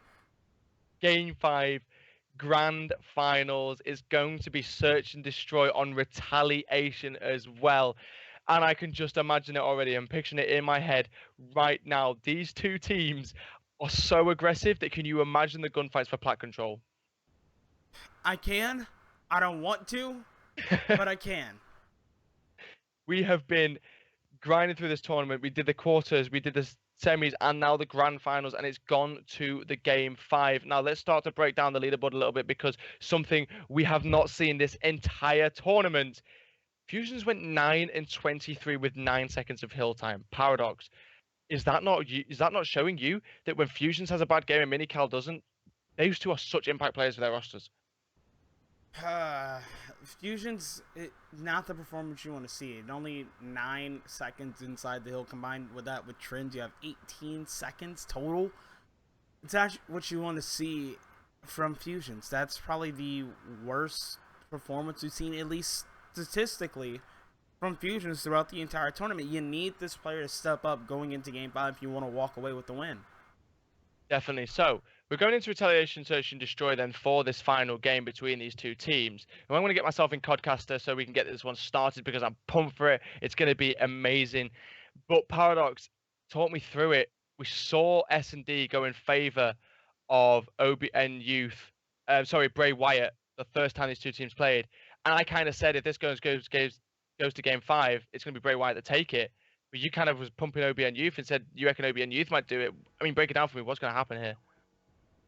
It's Retaliation Search. Looking at the two teams, OBN Youth are coming out after a really bad loss. Like, there's no other way to really put that one, right? So they have to just maintain composure. That's all it comes down to, I feel like, in some aspect, because with the title of Youth in there especially, we always talk about a lot of amateur players and everything. That's something that they struggle with, especially going into situations like this, backs against the wall now after you had the lead, and you had a team that looked like they were down in the dumps and just completely turned it around, like at the tip of a hat. I didn't expect that in the hard point. Like, they need to be able to stay together in this, for sure. Yeah, definitely. And like I'm saying, like I had no idea. I wouldn't even predicted it. I mean, okay, I did have the thought that maybe Bray Wyatt would force a Game 5, but the fashion that they forced the Game 5, the way that they did it, the performance from the individuals on their roster after the uplink loss, and we saw Johnny, he kind of left the lobby quite early because you could sense there was frustration that he was losing the uplink like the way that they did. And then to come out and just completely have that complete mindset change and just do what they just did has now left me in a situation where I have no idea where this Search and Destroy Game 5 is going to go. Ladies and gentlemen in the chat, we have over 100 viewers still in these grand finals. I want everybody to hype it up in the chat. This is Game 5. Tweet out the stream. Get as many people involved in this as we can. Remember as well, the esporthub.com. Go check out the brand new website. That is where these two teams are currently playing on right now, and they're battling out for 100 credits. And credits is a thing that you can get on that website as well. You can purchase credits to enter our paid tourneys. You can purchase credits to play wagers against each other. You could do all sorts of games in there. Go and check it out. Follow us on Twitch as well, because we're going to be breaking down every single tournament that we do on the Talkshow tournament Tuesday, on the Talkshow show on Thursday. We're going to be breaking it down in there. And also, we're going to allow for anybody that is watching the show on Thursday to vote for what they want the next tournament to be. You guys will have complete control of what we post tournament-wise. 3v3, 4v4, Black Ops 2, Black Ops 3. Any single game you want, any single variant, you guys will have the chance to say. But ladies and gentlemen, with 5 seconds remaining on this one, it is time for the final game of the Esports Hub Talk Show tournament, hosted by the Esports Hub. It's the grand final, baby. We've got Bray Wyatt versus OBN Youth. Here we go, on board with actually Minical. Look at the position in the middle of the map. Actually, Jordy looks like he's going to spot a couple, and then there's the first blood. Comes in fast, quick, in a hurry. Johnny W has to go on back up as well, as Jexo finally picks up one. Jambo is going to be hot off the brakes, the last one left in a 1v3 in round number 1. Make his way all the way around the map. Meanwhile, Jexo and company going to get the bomb planted at B. Yeah, Bray Wyatt have got the bomb down as well, so those points will help, but it looks like the perfect positioning and a little bit of body shooting I think I saw there as well. Paradox trying to get into the heads of the opposition on OBN Youth. Of course it's Johnny W. If it involves body shooting, Paradox, it's 100% Johnny W. Oh, so there we go. Finishing off the body, finishing off the corpse like that. Yeah, he has to, right? Just, it's a status statement. Trying to get in the head of OBN Youth. So, we spoke about this quite a lot. Bray Wyatt did win the Search and Destroy last time, and they're looking like they're going to want to do that again, and they started off, well, positively in the second round as well, because Johnny W has found another kill. That is now a 4 versus 3. Jexo does make a player weak. That player has had to back up, but look at the players just trying to push up towards Plat. That was number 5 Fusions. He's a player that I'm expecting to change up what happened last game. We know he's got the talent to absolutely go off, and he's going to find his first kill to get himself on the board. Fusion spots one. Meanwhile, Jambo's playing hide and go seek with Jexo here around the site. Back down just a little bit. Teammate Henry goes out, and then there we go. Another one follows. Jexo. Fusions follows it up, trades out Jexo in a 1v2. Has one right in front, but won't be able to connect. That's a 2-0 start for Bray Wyatt. 2-0 start for Bray Wyatt, it absolutely is, and Jexo had a fantastic 2-piece to come for, really assisted his team in closing out this round and winning. So that's an offensive and a defensive round win so far from Bray Wyatt. But you take a look over at the OBN youth team, Trends and Henry both 0-2, yet to find themselves a kill.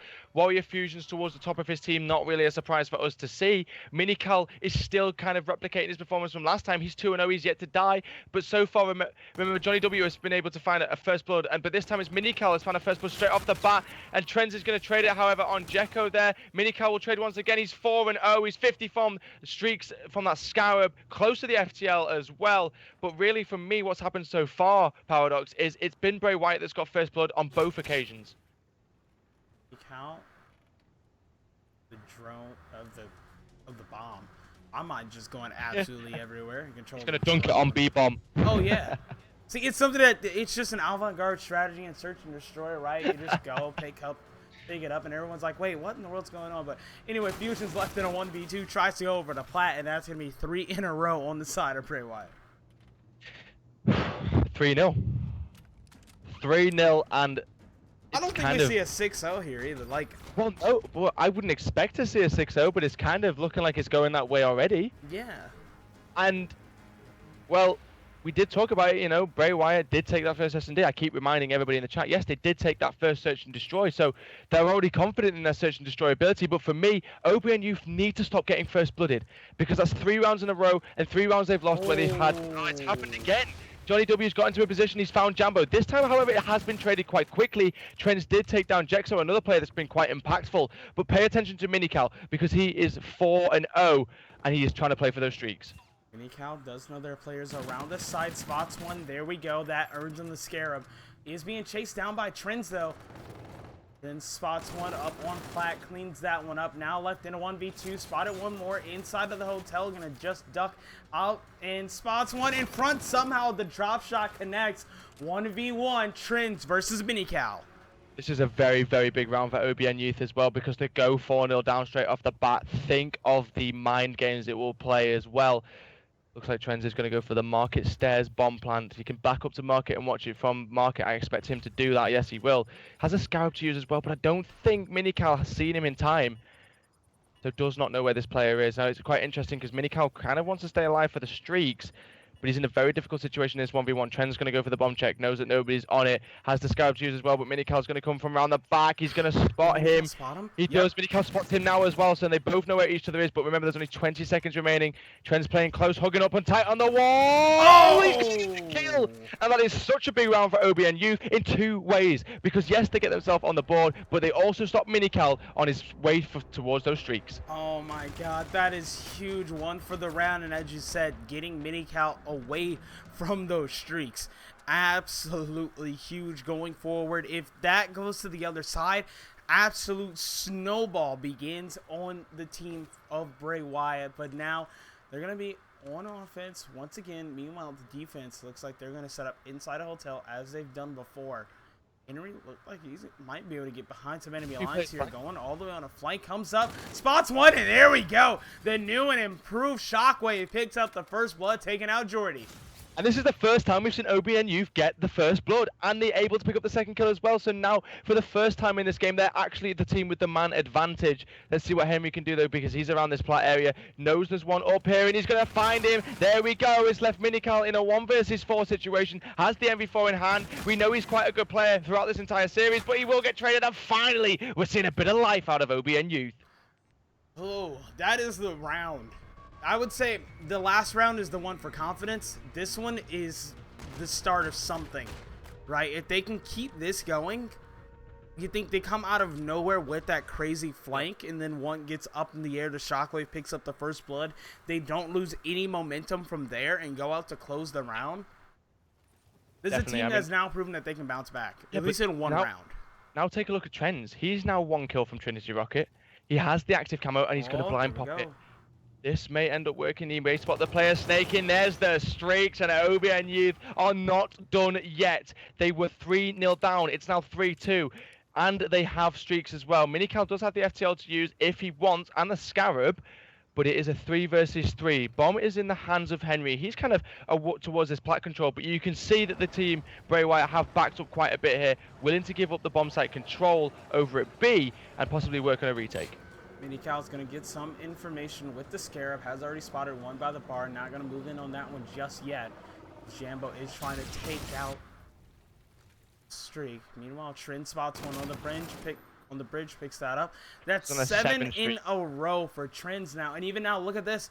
Jambo's moving up. Minical is right on the other side of this wall.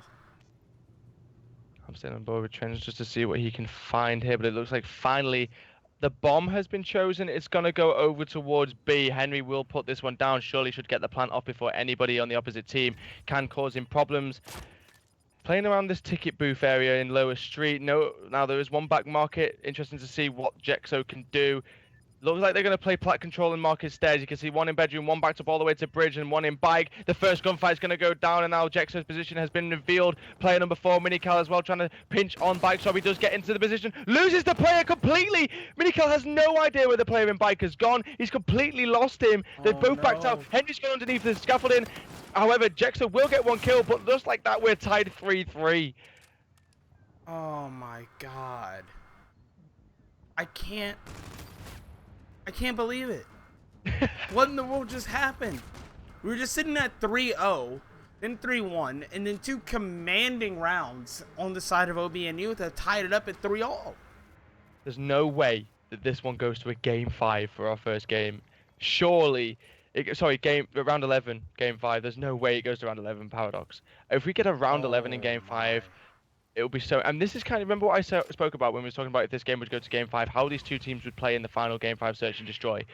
And you can see this is so much slower paced. This time, obviously, Jexo gets aggressive, but the Trinity Rocket comes in, and that's a big first pick. Surely they will know that's bombed down as well. Now, since they saw Jexo trying to plan, that's going to be another kill for OBN Youth. Jambo's going to find him, and all 4 go down, and OBN Youth were 3-0 down to Bray Wyatt, and they have come out from nowhere. The really interesting thing is that it's kind of gone the opposite way. We expected OBN Youth to take the hard point because they've been the best respawn team all series, and Bray Wyatt took it. We expect Bray Wyatt to take the search and destroy, and OBN Youth are taking it. This series has been so insane. It's back and forth, and it's all down to Trends and OBN Youth because he is 9-4 and still has Scorchers to use. This has been 4 unanswered rounds for OBN Youth. Henry has a Scarab. Fusions has control of the FTL jump. And then Scorchers in the hands of Trends as they make their way over towards the site. He uses that as well, and Jexo just returns with a 2-piece. The FTL's gone. Trends, you're in a 1 versus 2. Is he going to find the first one? No, it's tied 4-4. This is so back and forth. We have to go to around 11 at this point. Oh, I think we have to. I mean, it would be rude not to. Yeah. And if it does, I don't know which way this one's going to go. Guys in the chat, we are tied 4-4 between the 2 best teams in the entirety of the tournament so far. Jexo has got kinetic armor. Minical still yet to use the FTL. Also, remember, Trends has Scorchers as well. So if they do opt to go towards A, you know, Scorchers down bridge is brutal. Both teams playing quite slow, except for Jexo, who is feeling quite confident with himself, pushing up with that kinetic armor. You can see all 4 players on OBN Youth have backed up. They know whereabouts they are, though, because they've spotted Jexo peeking that top window. One player will play quite aggressive, though. I want to spot who that is. I think it was Johnny W. Yeah, it was with the NV4, kind of trying to play for just that first blood pick, but it's so important when the game is 4-4 to get first blood. Bomb is yet to go down. Johnny W. takes a Scarab to the chin, but he doesn't really care about it that much. You can see they're stacking market stairs. Expect OBN Youth any second now to play an aggressive push and try and fly down and take control of this site. Oh, here it goes. Shots being traded back and forth between both teams. Bray Wyatt know that this push over by market stairs is coming, and that's when OBN Youth decide to just back up, get rid of that push. Bomb now planted at B. It's going to be up to Jordy here on the back line to spot something. As Fusions and Henry coming all the way around, this should be the first blood. Mini-Cal, though, going to be the first one. Takes out Trends. Jordy expects these teams to go all the way around. We'll Fusions be able to has no finally idea spot where one. he is. There we go. Picks it up. Henry the last one. Henry falls. Bray Wyatt now up 5-4. 5-4. Bray Wyatt with championship point, 1 round away from taking the Esports Hub Talk Show Tournament Tuesday. But OBNU through the entire series have been a dominant team, not one to underestimate, not one we'd expect to lie down to easily as well. And you've got to pay attention to this. Henry has kinetic armor and so does Jexo. Will these two gentlemen meet? And it's going to be an A push. Interesting though, because Trends has the Scorchers, remember, as well. So if they do get the bomb down here at A, they can call the Scorchers in, maybe use the Scorcher radar a little bit as well. No. But it doesn't matter though, because Mini-Cal has found the first blood, such an important, impactful player through the entire tournament and series. He's 100 points from the Scarab, expects one to be playing War Run. But the interesting thing to pay attention to as well is, and well, luckily, Fusion still has the bomb. If Henry had the bomb and dropped it in that situation, it would have been bad. Fusion's gonna go for a rotation though. Player number 3, Johnny W, is waiting, and if he gets this intel, it will be so important. Fusions though goes at the perfect time. Johnny W though will find the kill on Trends. It's now a 2 versus 4. Jambo's able to find 1 though, now 2 versus 3. Jambo playing around his bedroom area. Bomb goes down at B. The other 3 players are backed up. But remember as well, Trends is dead. He can't use his Scorchers. And Jambo's going to pick up such an important kill. Gets away with his life as well. Backs up all the way into Bike. His teammates below him. Oh, the reactive armor pop from Jexo. Comes through. Mini-Cal's going to drop though. It's a 1 versus 1. Jambo going up against Mini-Cal. Jambo sees it. The FTL right on top. It's not a mic. Oh my god. Oh my god! Mini-Cal makes the clutchest FTL play I have ever seen and wins the tournament 6-4. Paradox, what a play! What in the world just happened? I can't believe it. I want to see that. I just can't. The chat's going insane. We just completely lost our minds. Bray Wyatt come through, take the final game. Wow. I just don't know what to say. Ladies and gentlemen, I'm saying it now. Do not miss our breakdown coverage on Thursday. Oh, you can't. Not this Thursday. I'm pretty sure not this Thursday. We'll have to let you know to check out on Twitter because obviously I-6 is this weekend. Stay social on Twitter. See when our next talk show is. But obviously they're every Thursday. But you do not want to miss the breakdown of this tournament on Thursday, the Esports Hub Talk Show. Go and check us out on Twitter. Make sure you follow this stream because this is where we go live. We go live on this stream with our talk show, hosted by myself. Joining alongside me was obviously Paradox and Tony Bulldog Newts as well. Guys, thank you to every single individual that has stayed throughout the entirety of the evening watching our first installment of the talk show tournament. We wouldn't be able to do this without you guys. You guys are the best for making sure that you keep the stream live and active, so we can't thank you enough. But really we have to say congratulations to Mini-Cal, Jexo, Johnny W and Welsh Geordie on being the grand champions, taking game 5 Search and Destroy in one of the craziest ways I have ever seen. 142 viewers have joined us this evening, Paradox, and we can't thank you enough. Please make sure you check out the brand new website, the esporthub.com, where you can buy credits. Johnny W's team have just won 100 credits between them. You can buy credits and enter our paid tournaments. We don't just do Infinite Warfare. We do Black Ops 2, Black Ops 3, even Uncharted 4 as well if you want to delve into that esports scene. But guys, I have been Campbell, joined alongside the wonderful Paradox, and we have enjoyed thoroughly breaking down this tournament for you. But that is everything here from the Esports Hub Talk Show tournament, and we cannot wait till the next one. Remember, guys, the next show that we do on Thursday, you guys have the power to vote for what tournament you want to play.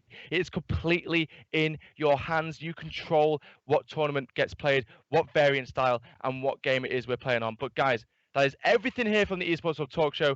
Paradox and myself have enjoyed it thoroughly, but guys, we'll catch you another time. Thank you very much for tuning in, and peace out.